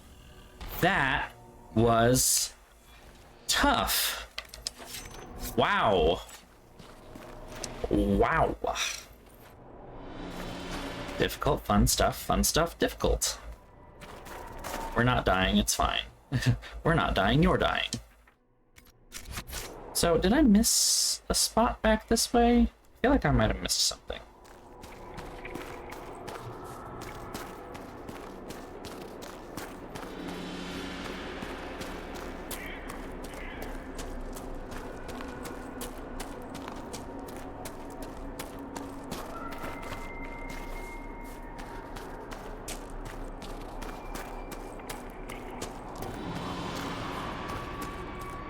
Maybe not.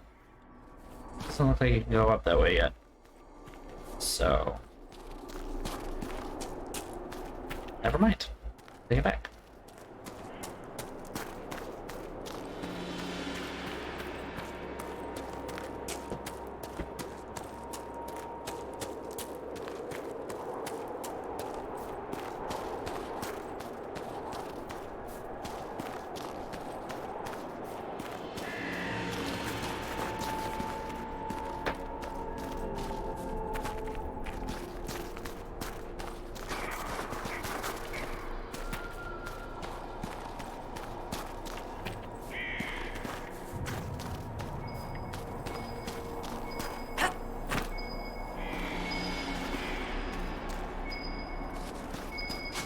How to...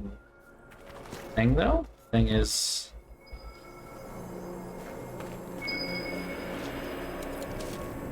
what am I missing then?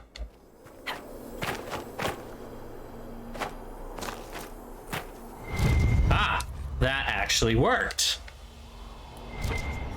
Cool. Didn't think that was gonna work, but, you know... Oop, there's another... corrupted giant thing. Good. Good. Very good. How many more giants will there be? Because the one was difficult, like...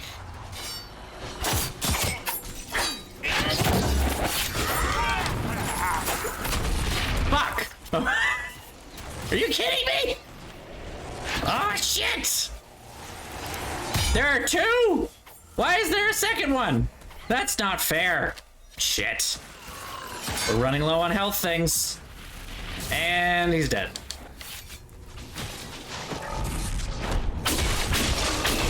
Nobody else die. Nobody else die. Got it? Like that. Nobody else die. What did I just fucking say? Okay, alright, it'll be fine.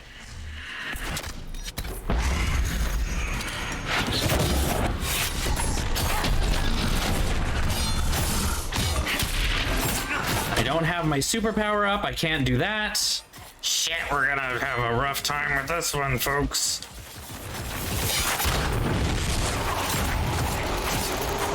Thank you, we need more area of effect, big heavy hitting things. Everybody hit this with all of your might. Please don't kill me, I have nothing left. And he died again. I think we might be a little underleveled for this area, just a little bit. This is tough.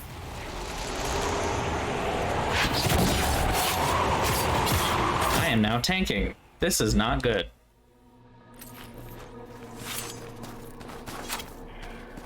Everybody back up! Definitely worse for wear, but...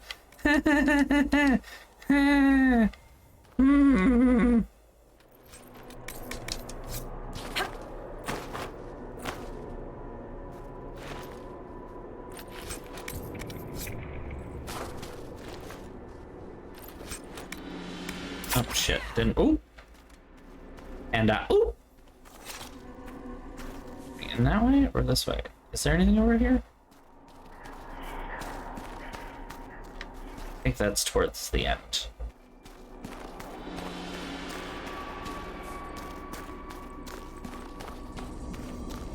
I need one of those tiny little things that's like, restock here. Kirkwall, when Meredith died, she drew upon the red lyrium and a sword and was consumed by it, yet here we are taking power from the lyrium and still alive. Bringing us as the early days, many were lost to the madness too quickly. We must use it enough that it changes us and not so much that it destroys us.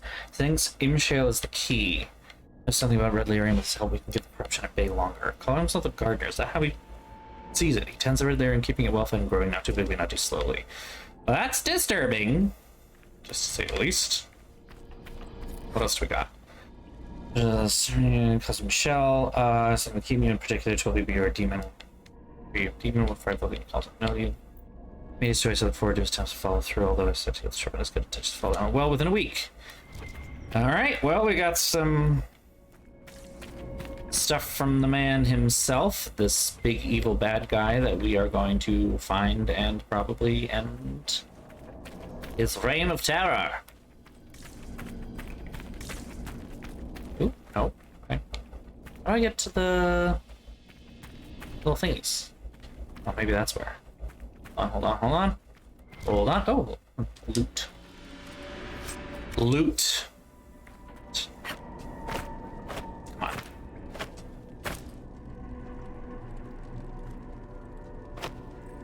Whoa, it almost didn't make that. Okay. Carefully. Carefully. Gently. Shit! Didn't work very well. There is a way to get up to that, though. That's what I need to do right now. Red But Lily, it's... we should be cautious here. Thank you. Thank you for your deep and insightful insights. Like, that was very... I didn't know. I didn't know that we needed to be careful around the red lyrium, which is everywhere here. I didn't know. Had I known, we would have been more careful this whole time. We probably would have done a better job of not dying. But, you know, now that we do know, we have a chance. We can survive. We can rebuild. Thank you. Thank you, Solus. He truly has saved us all. Yeah, I'm being a little piece of shit. What a dickbag. Ugh.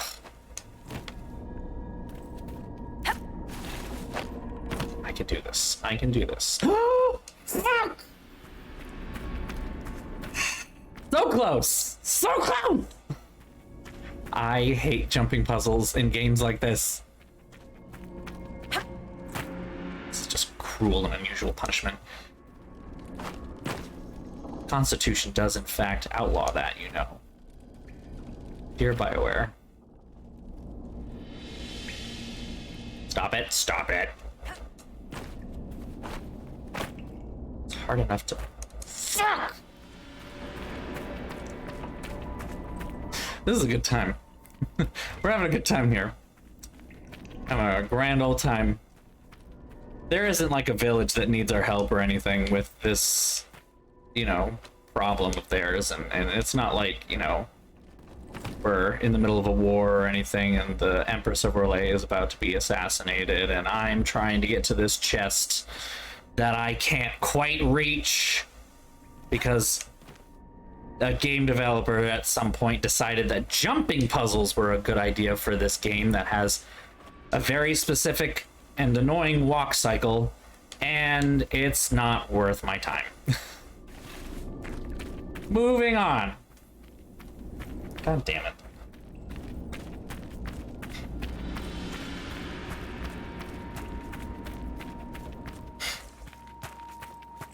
Village in danger, but parkour! Right? It's not wrong. Here I am. Fucking around with this thing. Oh, they look fun. And I'm immediately in danger. And I'm dead.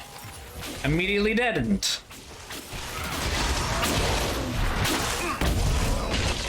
Nobody else die. You're not allowed. I have to resurrect myself first.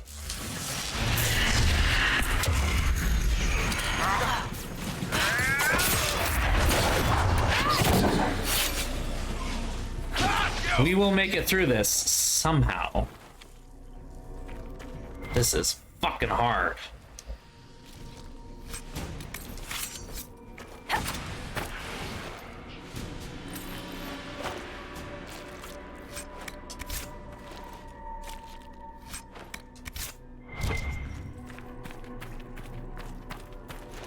I honestly don't know exactly where we're going.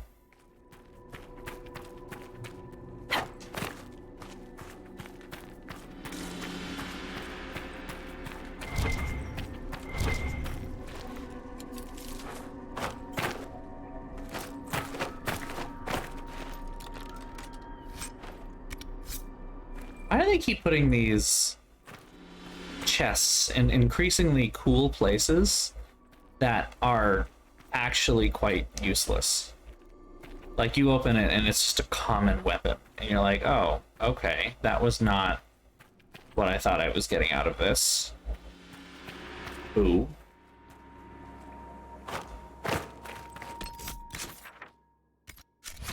I don't know where I'm going. We're wandering. I would very much like to have a resupply thing, you know?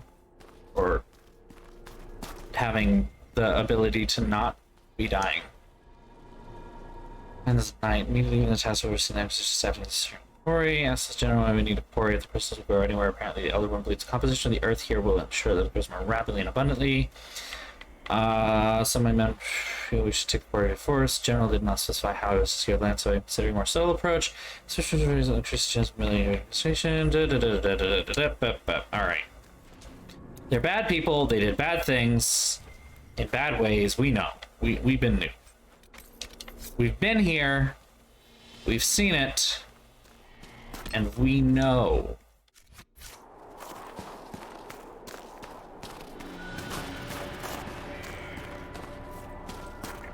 Alright, that's a big loop. Okay, I know where we are now, and we don't need to continue following this particular train of thought. Or path. No. Train, but you know what I'm trying to say.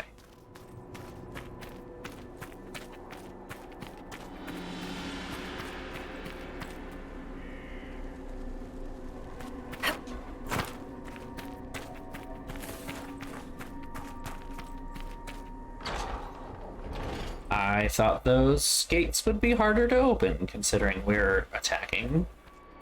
You would think.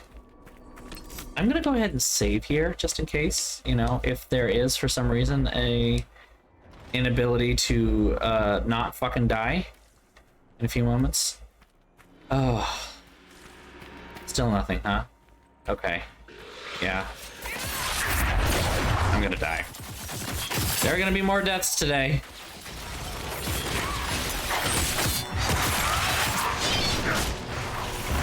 That guy has speed. Fucking. Oh, that's me. Yep, there we go. I'm dead.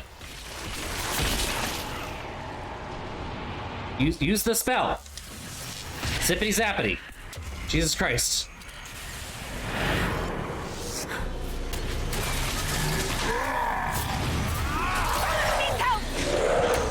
Everybody needs help. We're all fucking dying. Get in line.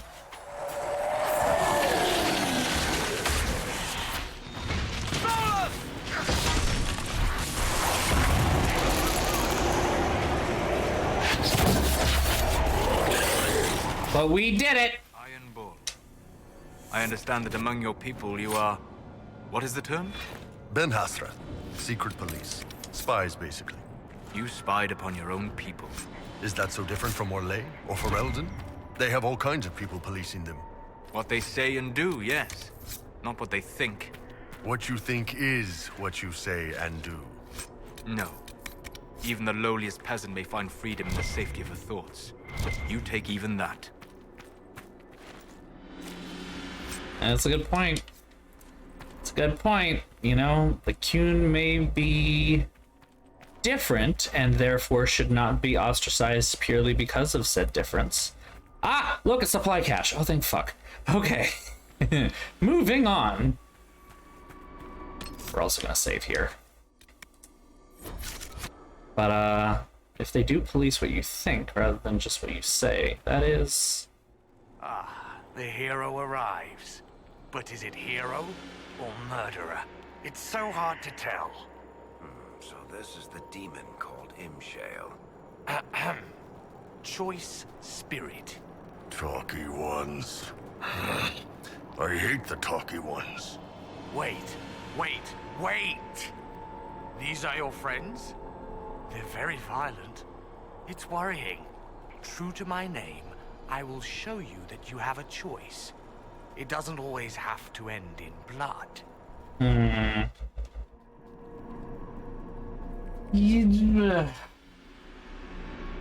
Question for the internet. Time to do a teeny bit of research.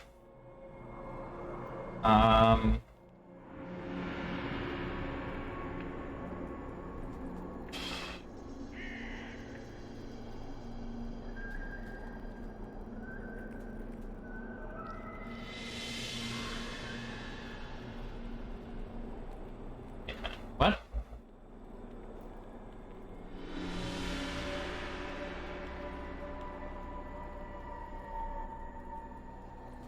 Huh, this is not doing what I want. Quests. What quests? Before the Dawn, I think is what it's called. Walkthrough. Nope, never mind. It's not.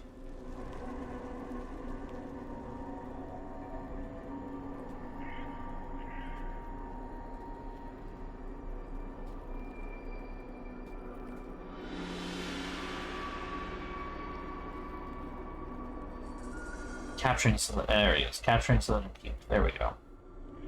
Walkthrough. Here we go.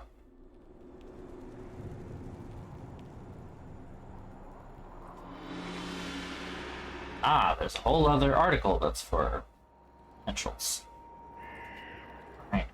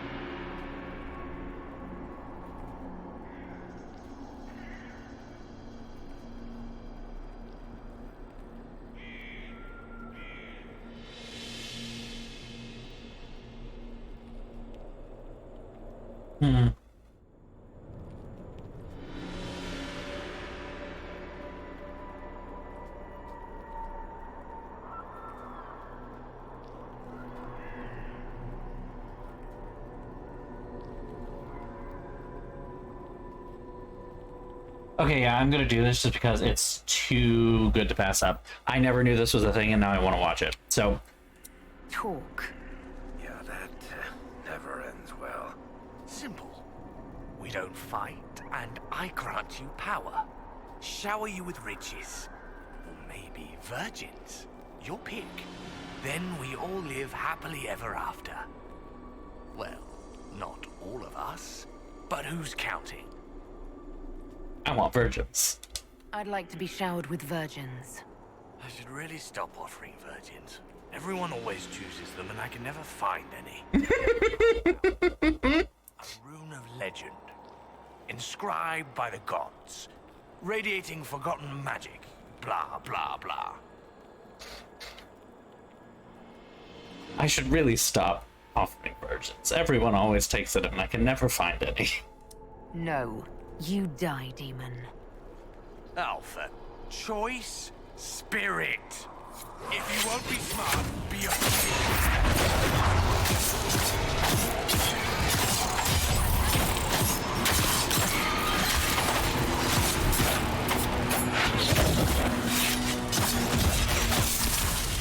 Aha! But now we actually have thingamabobs.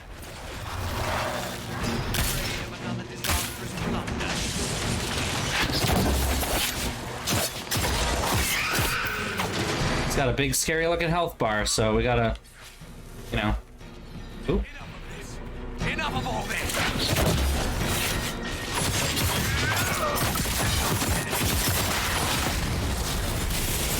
All these people chose to be here, he says, as he did give them a very good choice.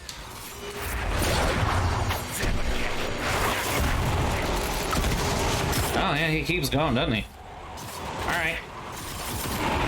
You're just one guy, though, so, you know. At some point, I will kill you.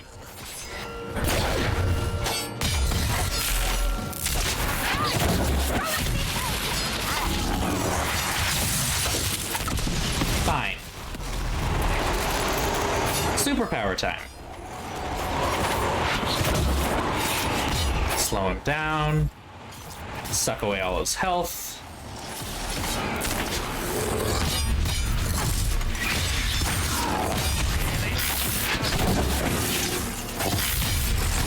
And dead.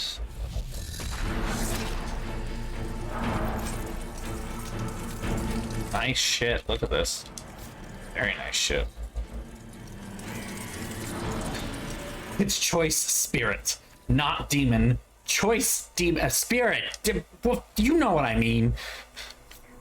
No, I don't think I do.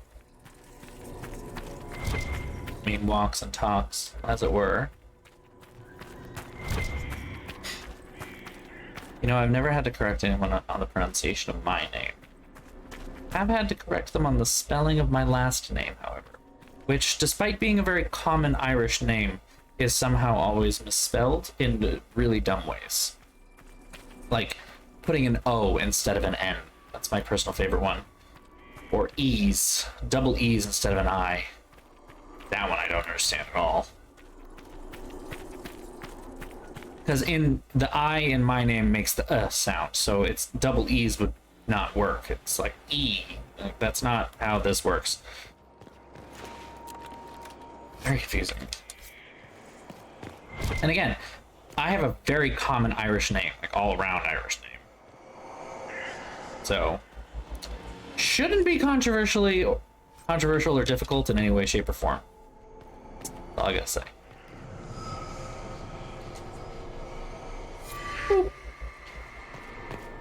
Yeah, I know. It's bizarre. I really don't get it. One of my middle school yearbooks actually has it misspelled twice. Like, it is misspelled both ways. With my last name with double E's instead of the I, and my last name with a The demon. with an O at the end instead of an N. Shit. Delirium has taken hold. He doesn't have long. Why was the demon here, working with the Red Templars? A garden needs a gardener. Nurturing, gentle hands. Directing the change. Not too fast, not too slow. Just right. Has to be just right. I get it. Too fast, and you end up a statue in the gallows courtyard. There's nothing I can do for you. I'm sorry. Imshale. He said he could take the red out. If I said yes. Imshale could have saved you. He liked to watch the agony. He liked to play. We were his garden. Consent and live. Deny and be consumed. Oh, but what he wanted? No. Anything but that. I chose the red. I chose. Well, with that depressing moment, let's raise the flag and take the keep for ourselves. A success? Oh, don't think I'm going to be able to eat this whole boba thing. It's probably going to have to go in the fridge and be finished off tomorrow. Oh, fuck. Not on the desk. Oh!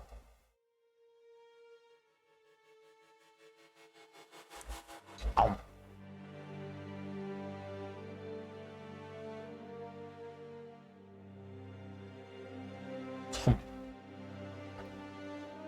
There we go.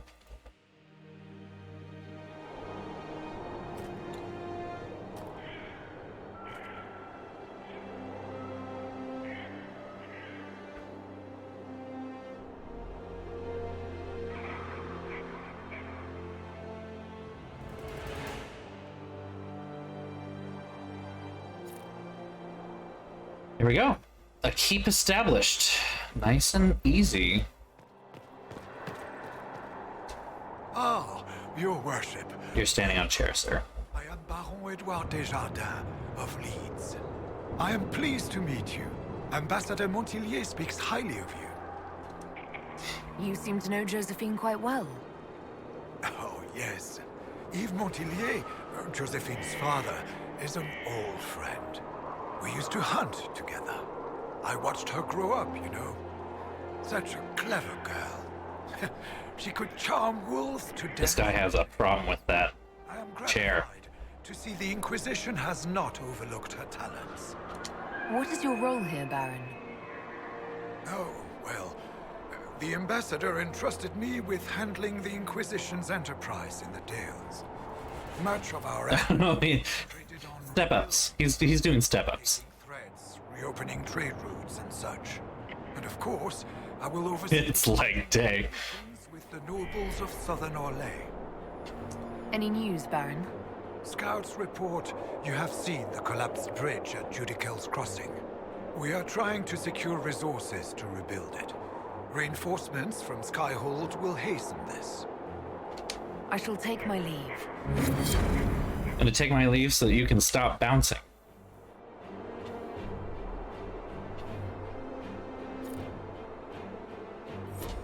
That's not really that interesting or important.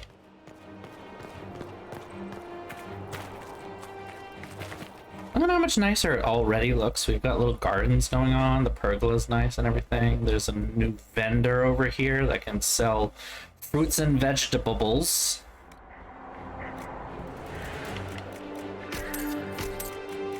Let's go through here and see about dumping some of these cheap shit things. Life ward amulets are actually a really big deal, so we're not going to throw those out.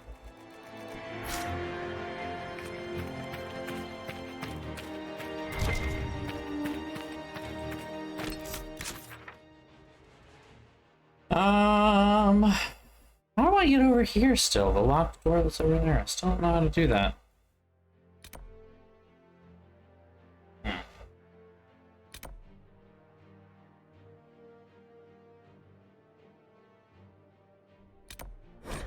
Let's...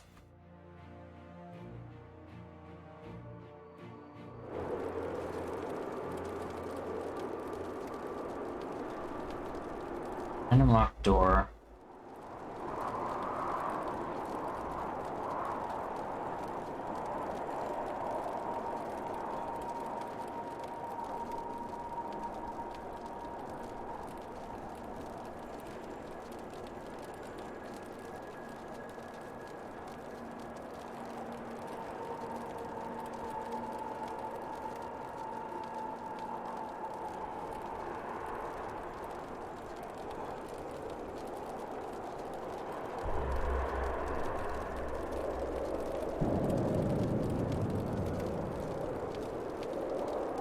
Excuse me.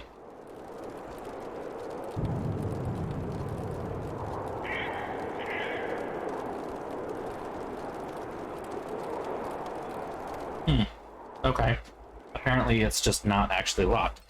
But I also don't know how to get in there.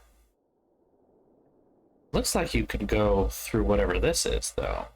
Let me turn my butt around here. Go in this direction. Wonderful.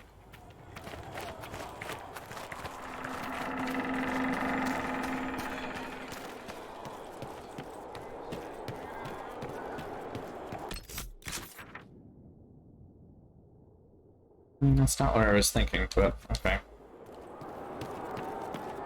Try hugging the right wall. I used to be obsessed with that song, Ballroom Blitz. I have no fucking clue why. It's not my usual type of music, and I don't know why I was obsessed with it. I remember there was a meme video back when they used to do those on YouTube, because we're fucking millennials and old as shit. They did one where it was, oh. Well, it's a lot easier to get onto the other side of this tower now. I feel like an idiot. It was Ballroom Blitz, but they set,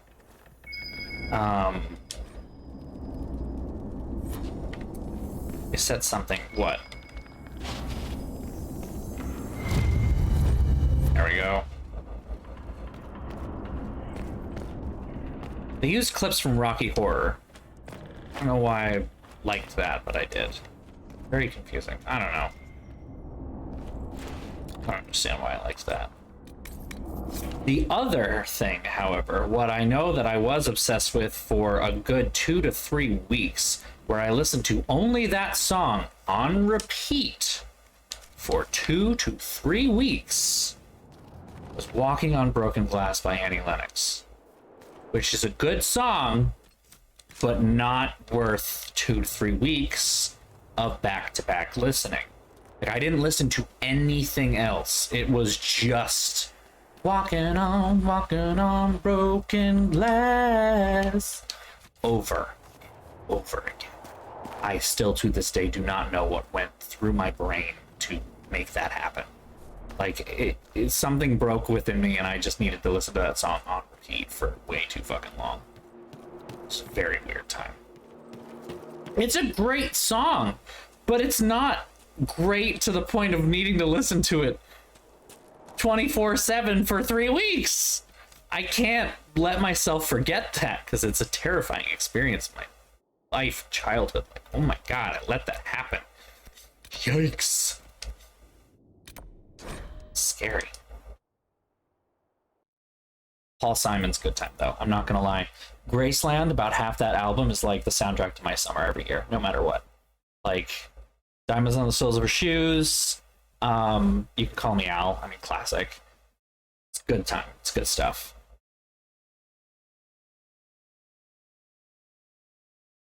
I have also realized that I need to make a playlist for biking, because I have some really good stuff on some really good playlists, but they're not all good, and they're not all good for biking or like exercise or anything like that. They're not all good for that. Like, I have my 90s playlist, my 90s and 2000s playlist, and it is, oh no, I want to go the other way. It's a lot of fun. I've got some really good stuff on there. Some of it's pure trash, and other of it's like actually fun and good, but it's all a good time regardless, whether it's trashy or not. But like, I have I Love You Always Forever by Donna Lewis on there. That is not an exercise song. Like, it's got a pretty upbeat tempo, but it's not an exercise song. It's not like I'm lifting weights to Donna Lewis. Like, it's weird, not gonna lie. So, you know, I realized that I want to mix a couple of things together and have a more upbeat kind of thing.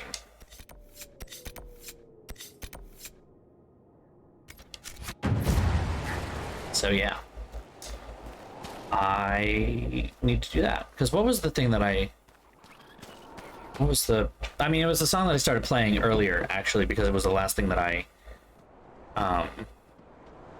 was listening to, Cure for Me by Aurora. I remember my roommate being obsessed with it for a little while. I kept hearing it over and over again, but I had no idea what it was, and you know, he was listening to it constantly, so I didn't want to listen to it anymore. And then it's been trending on TikTok lately, and that reminded me of it, and I'm like, you know what, I should try listening to it. And I did, and I'm like, this is actually pretty good. It's done. The demon is dead. It is finally over. I wish I could have heard him scream, but Sarnia is safe. It is a good day. Now I find myself free to choose a new direction. I would be honored to... Florence album is a good time. I'm not gonna lie. It's good. Inquisition welcomes you, Michel de Chavannes. I shall return to your outpost to await further instruction. Oh, there we go. Easy peasy.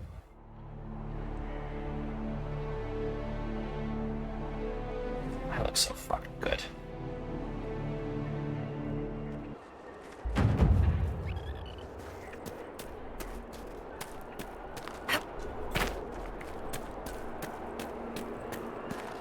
Woo! I dropped it. It's gone. Gone. A mass ring. You found it. Oh, thank you. Thank you.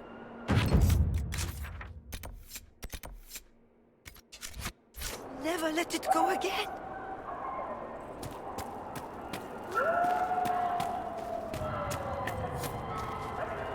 I saw what those Templars did to the others. If Right.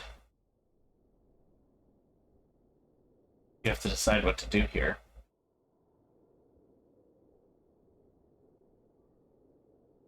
hadn't freed us, I might have been next. I found your confession. You killed Lynette's brother. No. It was an accident. What? He was going to take everything. You mustn't tell Lynette. Let her believe the war killed Gard. Okay, I guess. Let's see what happens here.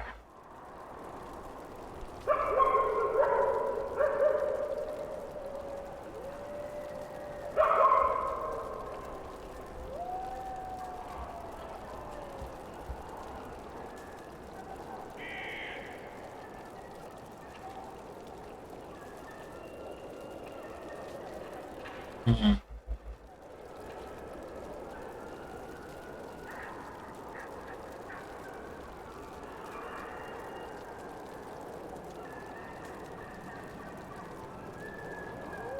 Yeah. Gard was her brother. She deserves to know the truth. I was going to die. Now we have a chance to start over. Please, I beg you. He was alive. All this time he was alive. I didn't even dare. Oh.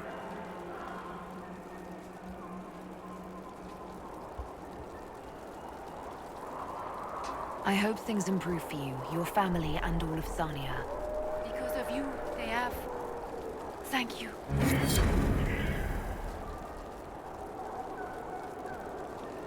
Thank you for freeing us. I never thought I'd see Lynette's beautiful face again. Well, that was a cop-out, but you know what? I'm fine with that. In that instance, I'm fine with that. Let's see what to do about her.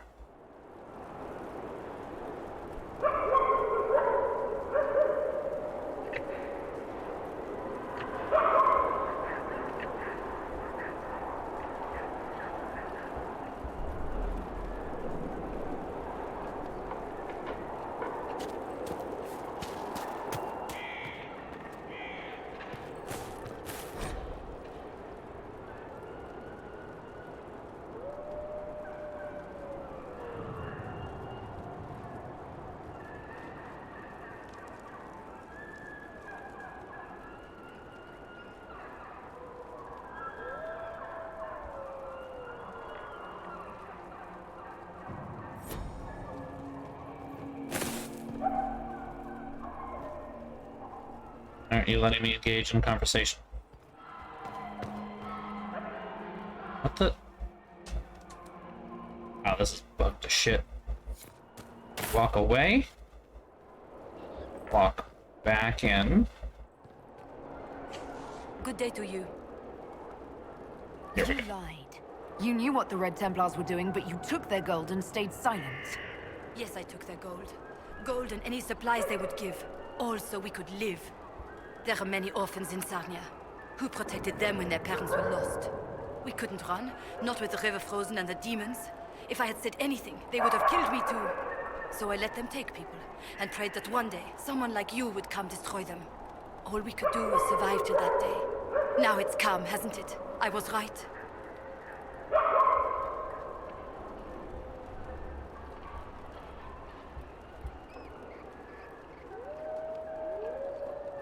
People were taken, infected with red lyrium because of your actions. What else could I do? Take up the old pitchfork to fight? Those who died would have died regardless. This way, at least some survived. It's pretty bitter cold logic, but it is logic. You're the Herald of Andraste. Let me just quickly fill out this part of the map. This map seems to be a little extra.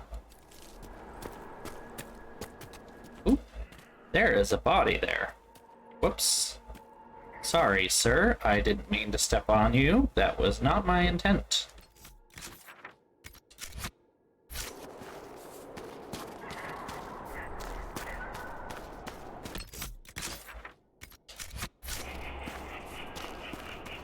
Let's see if I can take a left at some point.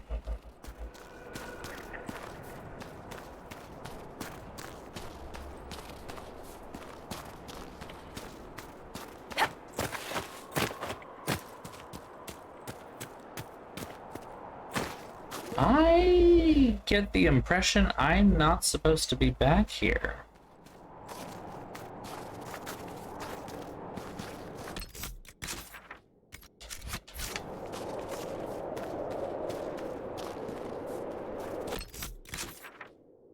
Well, that is pretty close to good enough.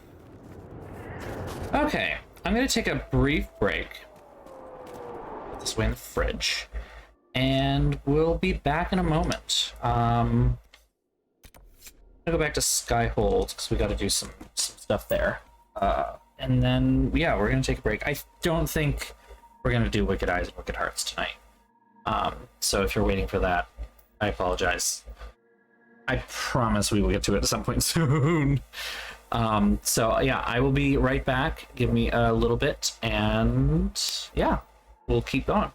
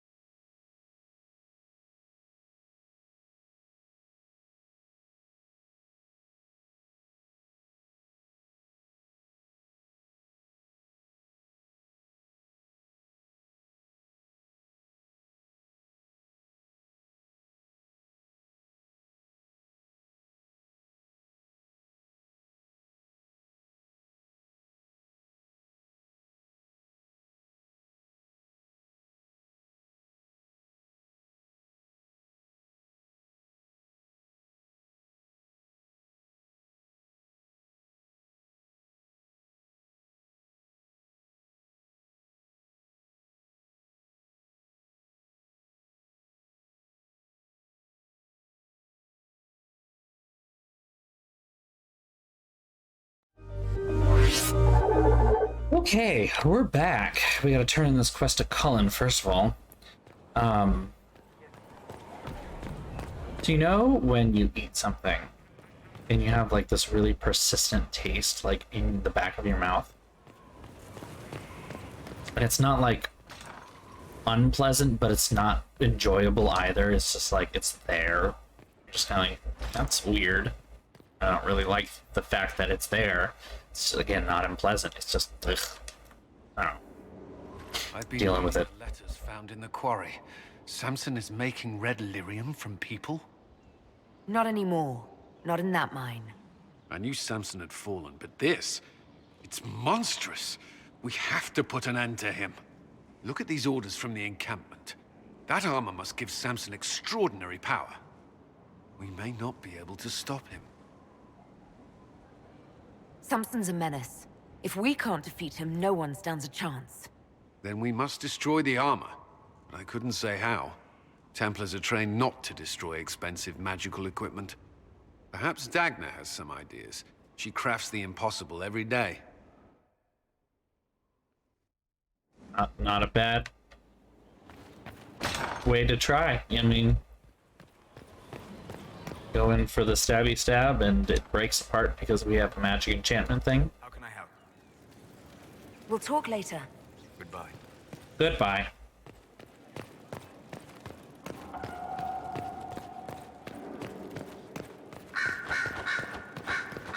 Dorian, I should go.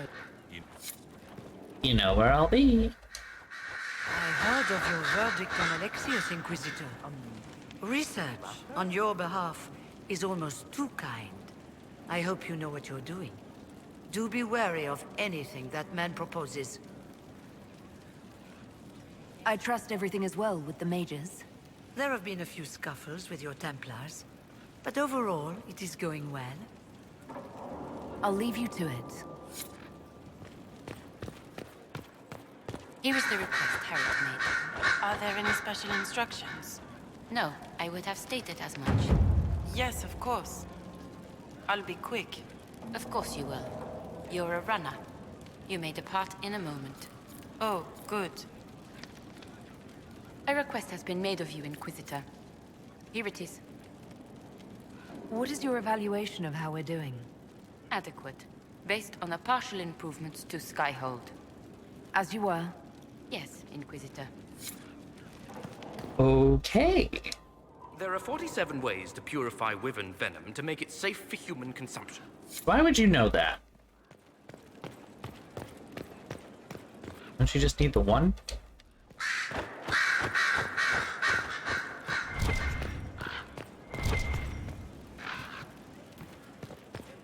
Where is Liliana? There she is. Did you need something? I'll leave you. I'll leave you to your work.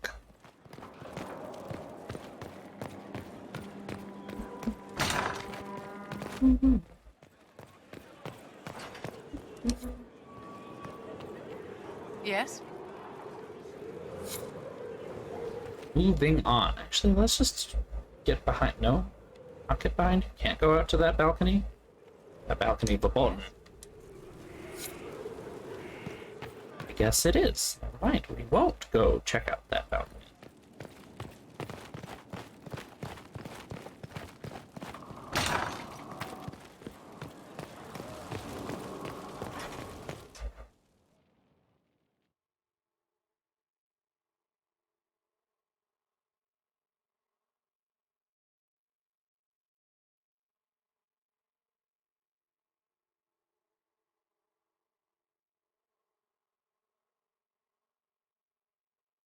Love these loading screens. We have to sit and wait for them to go by. Very slowly. Go by. Slowly. Slowly. We can hear it. But we can't do it. Ah, there we go. Dagna. Dagna, darling. Darling Dagna. He should be dead. I mean, You could make a hat out of red lyrium and kill people, especially the wearer.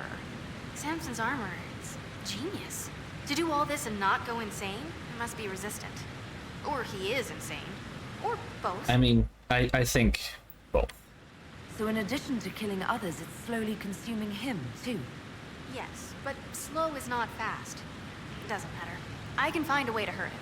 I just need time and red lyrium. Just for tests. Is that wise? Everything is safe if handled properly. And you don't touch it long, or breathe it. I mentioned the hat, right? No hat. Time and resources, Inquisitor. I'll get what you want. Now shoo, I have work to do. Okay. She's a scary little thing. If I only could, I'd make a deal with God to make the loading screens go faster. And he said, that's not very good. And I said, yeah, but you're God. Isn't time kind of beneath you? Too much? I'll stop, I promise. I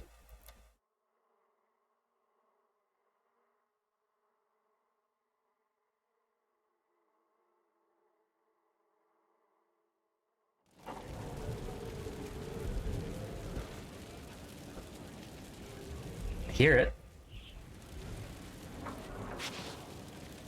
I hear myself.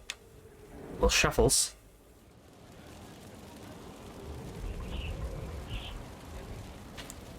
Here we go.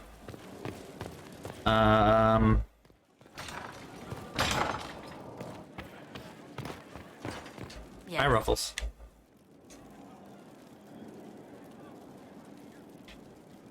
Let's speak later. Goodbye. Goodbye. Hello, please. Please. Please, hello. Kate Bush. And as everyone has stated, that's not even her best song. A lot of people seem to be a big fan of Wuthering Heights. I have not listened to much Kate Bush at all, so I don't have any thoughts on the matter.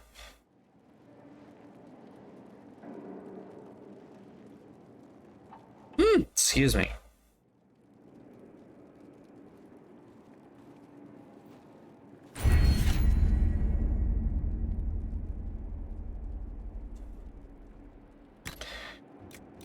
Let's see here. I don't really ride my thing at all. That's not bad, actually.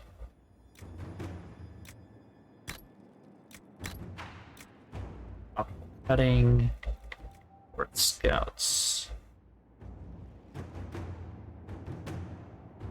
Ooh, interesting. That's tempting.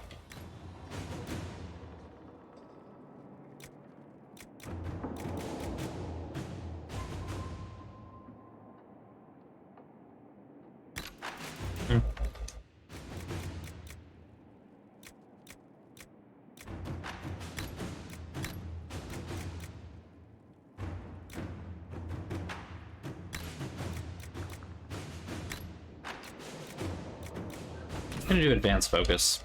Let's stick with that. Inquisitor, we were... Eagerly awaiting your presence. Some of us more than others. I wasn't... I mean, I was. We have work to do. Oh, Liliana, you pot-stirring bitch. Love it. Oh, like I said, I have no skin in this game whatsoever, because like I said, I also have never really listened to Kate Bush. The only reason I know Running Up That Hill is because it's turned into a meme thanks to Stranger Things. But, and again, I know the clip that was on TikTok, and I know the parody, and that's it. I haven't even watched Stranger Things, so... Dead tissue samples for several common... attach an accurate map. Put them in a bay. Ave.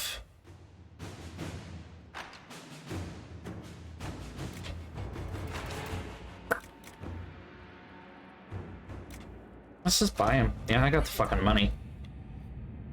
Certain herbivores appear especially sensitive to disruption caused by the rest, migration, and mating habits have impacted ramifications of predator-parent behavior, parent but warrant further study.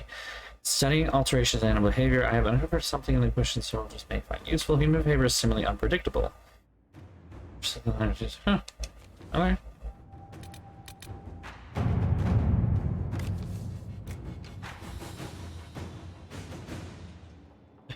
Josephine, with the right investment, nothing is beyond our reach. Money! Money! Just use more money!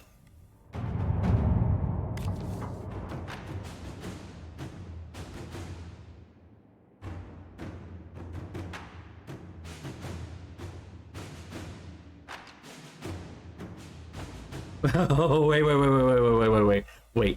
Word has spread about the dragon the Inquisitor killed. We're having a throwback to Dragon Age Origins here. My associate Wade is known throughout Thedas for his talent at capturing the glory of the Draconic and the armor he makes. The scarcity of dragon scale means that Wade is all too rarely afforded the chance to work in his chosen medium, but here's the solution. Wade shares his expertise with the Inquisition in exchange for the dragon materials collected so far. It's Wade! It's our gay couple friends! They're back! Wade and Heron are troublesome, but Wade's talent is undeniable. Some of whatever dragon materials we aren't using ourselves. Let's set up the trophies you've collected and put out the word. We're celebrating our Dragon Slayer. Fascinated nobles will do anything for an invitation.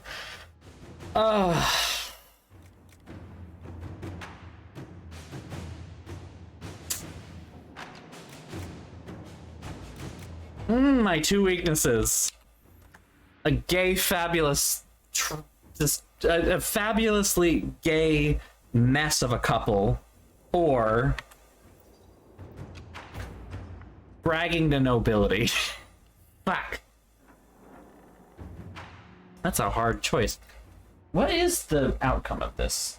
Maybe that'll change my mind.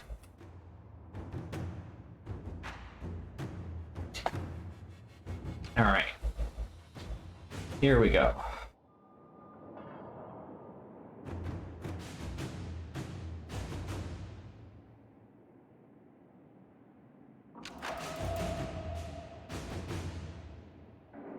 I'm giving it to Wade. Never mind. As Josephine says, so if you pick Josephine, her result is our able-bodied workmen have mounted the head in a conspicuous location. It's rather vulgar for my taste, but the nobles find it endlessly entertaining. Vulgar is exactly what I would say. We're moving on. I don't like hunting trophies anyway. Wade and Heron. The sheen to his scales, a beauty indeed. Your gift will allow my imagination to take flight. Oh, such things I have dreamed of crafting for so long. In return, Heron will send all my collected notes. A bit scattered, perhaps, but maybe your own smiths will find them of use. What a wonderfully messy mess of a person. Bless his heart. Red Jenny and the Bad Goods.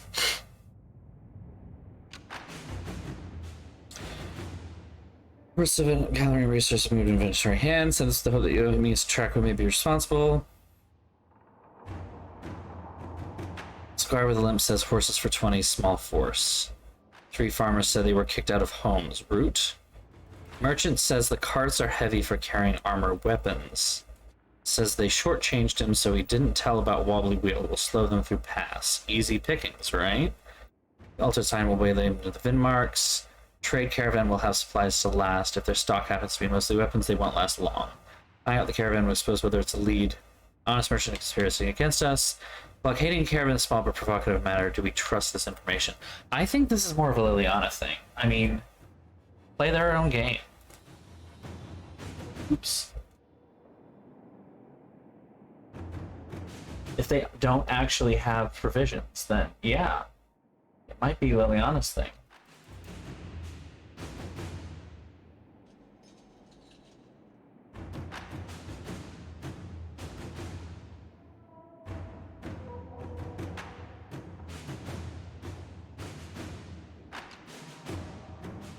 Yeah, let's use Liliana. We're gonna waylay them in the mountains and let them Caravan we misled into the mountains surrendered after their food ran out. Their supplies of weapons and armor were ill-suited to survival. While their intended benefactors remain unknown, we have assuredly denied them, thanks to Sarah's friends. Thank you, Sarah. Undershade Dracolisk. Draconic species. She has a way to flesh out a creature that might serve as a mount. Dracolisk is a rarely seen beast, very skittish, hardly hardy and powerful. Blah, blah, blah, blah, blah.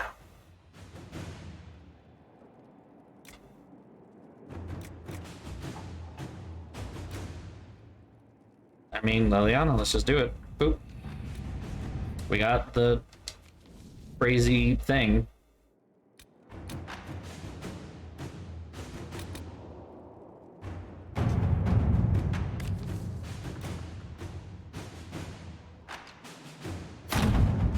Just clear the path.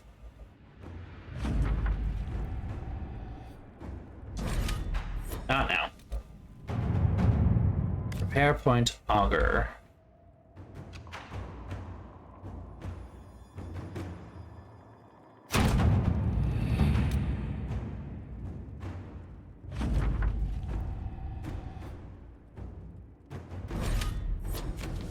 Not now. Store Judicale's Crossing.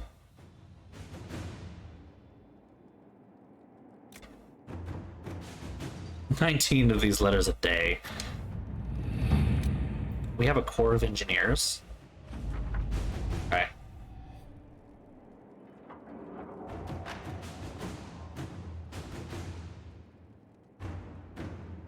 That woman doesn't just frighten dragons, if you know what I mean. Ah, that's good. A golden opportunity.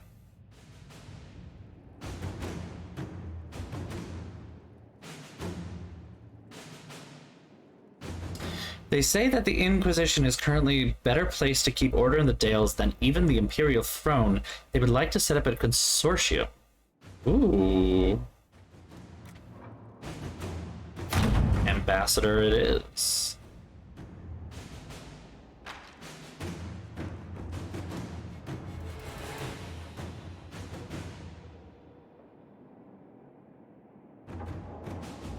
Basically creating our own nation at this point. Like, this is a thing. Michel de Chevine, disgraced champion of Empress Celine.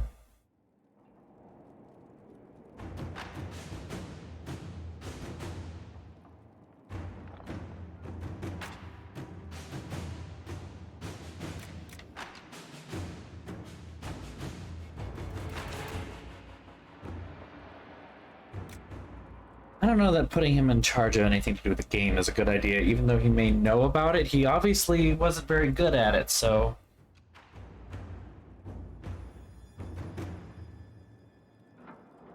What happens if I pick different ones here?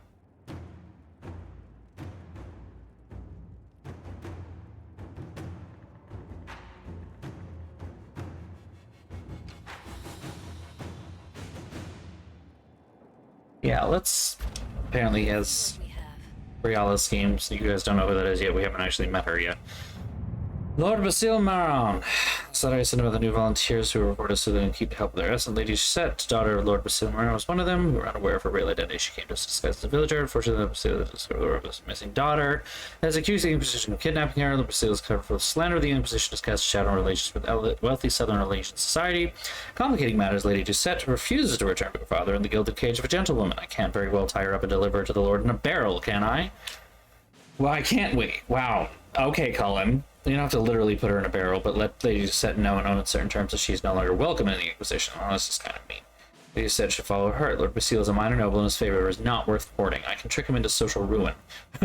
Once he's torn down, he may rant, but no one will listen. Alright, let's fuck up his day.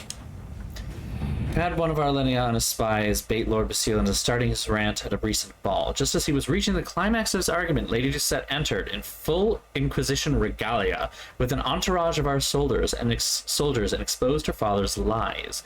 She then challenged him to a duel for the Inquisition's honor. The Lord would not meet her blade and was shunned for the rest of the event, while Lady Shusette became the star of the evening. I don't think we need to worry about Lord Basile in the future. Josephine. Don't fuck with the rich bitch over here. She will social... Just just destroy your entire social life. Absolutely destroy your social life. Let's see what we have. Cloth? No.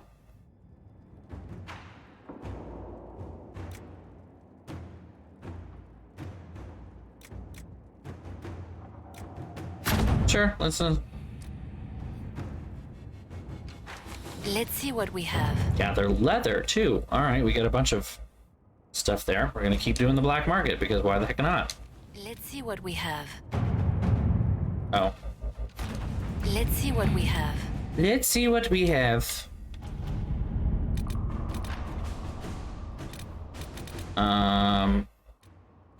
Give 9 minutes. Or I should call it a day. Chung chung.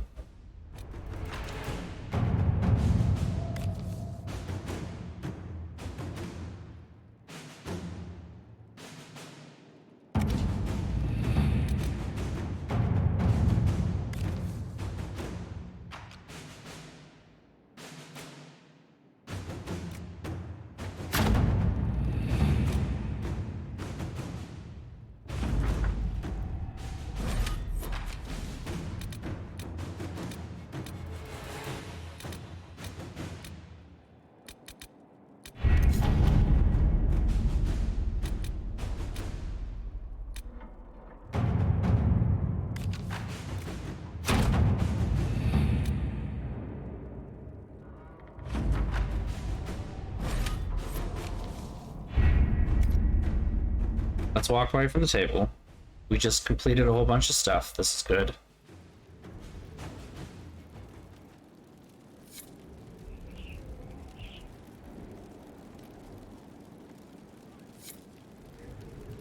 Just waiting.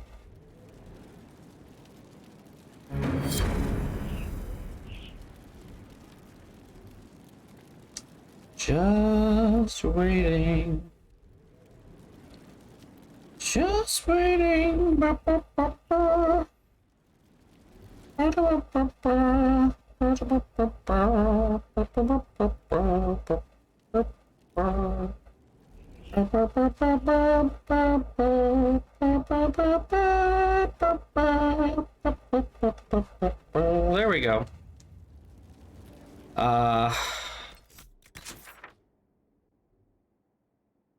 Ooh.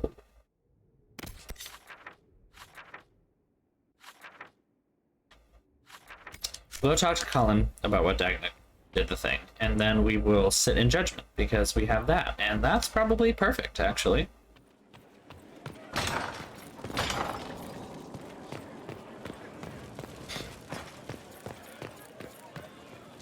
If you've got questions, I'm your dwarf.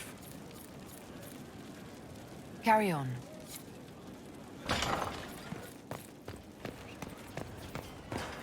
I should go.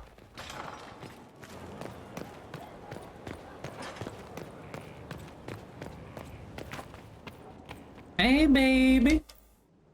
No red lyrium, no allies, and soon Samson will have no armor, I hope. You hope? Dagna's started work on her red lyrium samples, but she needs more details on the armor. We found orders in the mine.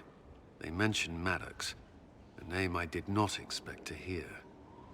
Samson's letter said something about taking over as the vessel. Perhaps it's a rank among the Red Templars. It could be a title from ancient Tevinter. I don't know, it sounds pretty obvious what it is to me, but... the vessel? The vessel? If we're thinking about creepy, crazy, mystical shit, the vessel? Another voice from your past. In a way, this is complicated.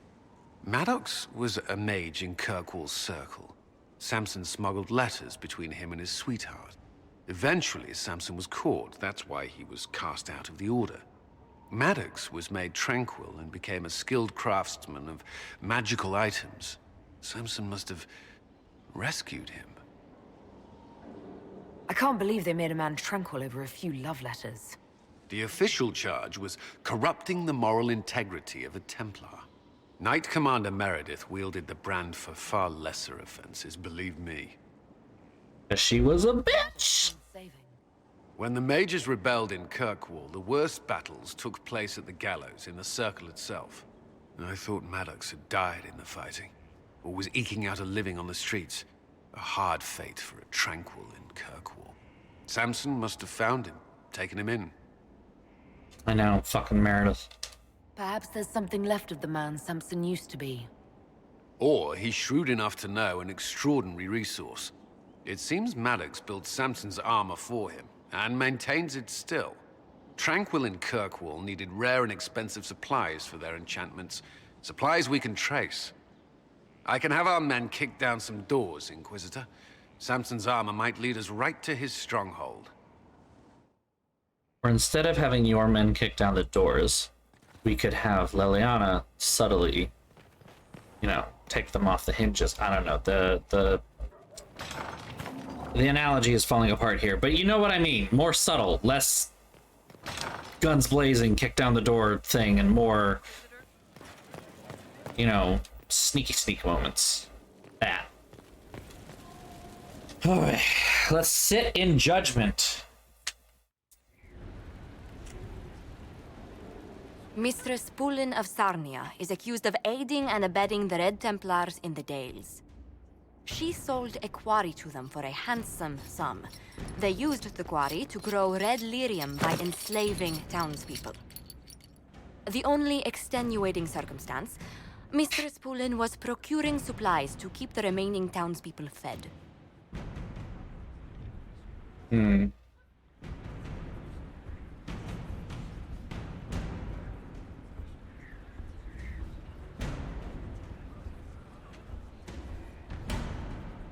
If you'd like to explain your intentions, speak. My crime was misjudgment. The land sale was meant to bring prosperity in hard times.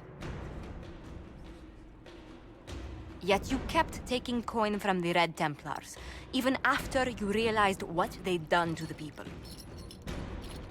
Why not? It bought food for the ones remaining. Isn't that enough? You question It's a weird angle. Necessity led me. Tell me which you weigh me for.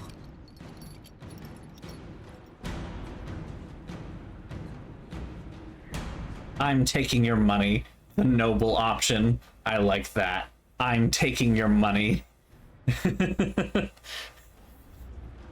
Bring in the dancing lobsters. Free to grow. Treason deserves death. That's a bit much. Free to go. We need something here. Put her to work. Have her rebuild the town. I feel like that is a better thing. Like, put that money and expertise to work here. Mistress Pulin, you will spend all your ill-earned money rebuilding the town of Sarnia. If the townspeople forgive you, your debt to them is paid. Your worship, I will do my best to repair what I have done. Only Iron Bull disapproved, and I don't really know why.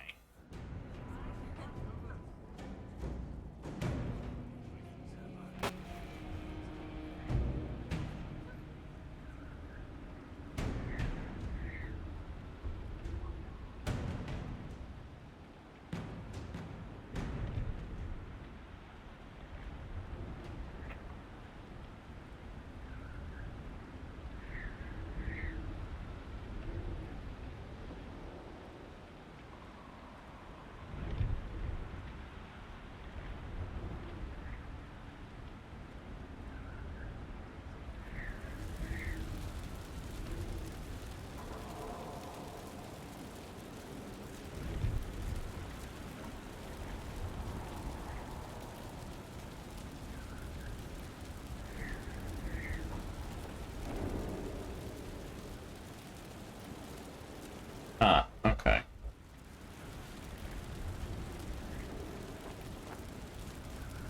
I mean, yeah, he probably would have been happy with me taking the money. That's a good point. That's a good point. Alright. Well, I mean, it's 11 o'clock right now. This is as good a place as any to call it for the night. I mean, not much more to do. Certainly can't start anything big new, but... So yeah, tis our stream for the eve. And the week, as it were, because unfortunately I was out on Tuesday.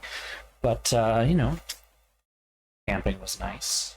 Aside from the big obvious thing we talked about earlier, but you know, I got to read by a campfire. I had a lot of s'mores one night. We had a campfire and I ate a lot of s'mores, like 5 of them. They are so good. Why? And like half my clothes smell like campfire right now, which is actually kind of nice. I almost don't want to wash them because they smell that way, but I don't need to wash them. It's fine, don't worry. But like my pullover sweatshirt smells like that, and I'm like, do I need to? If it smells like a campfire, like, do I need to? I don't know. That seems a little excessive, right?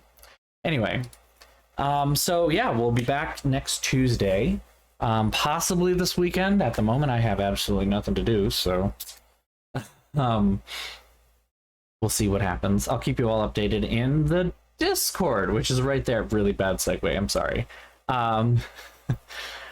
Feel free to join the Discord, where you'll hear the most up-to-date announcements about upcoming streams and what's going on in a particular day, if there are delays, if there are special streams, what we're doing for the next game, different fun meme dumb things that we can talk about.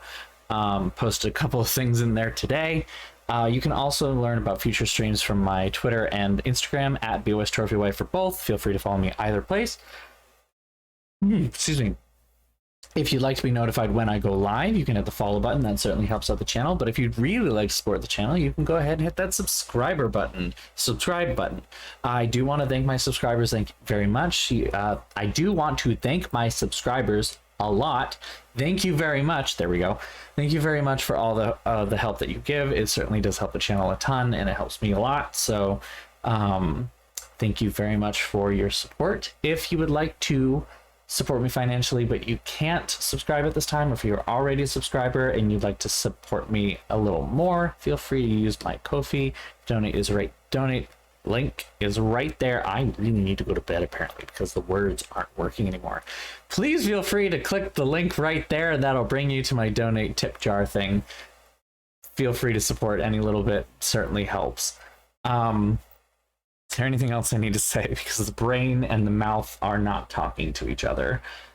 No, I don't think so. So thank you all. Have a great night. I will see you all at least by next Tuesday, where we'll play some more Dragon Age Inquisition. I'm hoping that we can get to Wicked Eyes and Wicked Hearts sometime soon.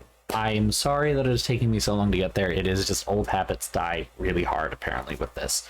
So, if I do this correctly, if we plow through all this boring, slow, you know, fetch quest story stuff, like side story stuff, now we don't have to do it later, and it does mean that we progress through the main story missions a lot faster, if I recall correctly. So, you know. Anyway, I will see you all at least next Tuesday, possibly before then. Keep an eye on the Discord, like I mentioned. We'll talk about what we might do this weekend, perhaps. And until then, have a good night. Have a good couple of days. I will see you all soon, so take care and sleep well. I'll see you all next week. Bye-bye, everybody. Mwah.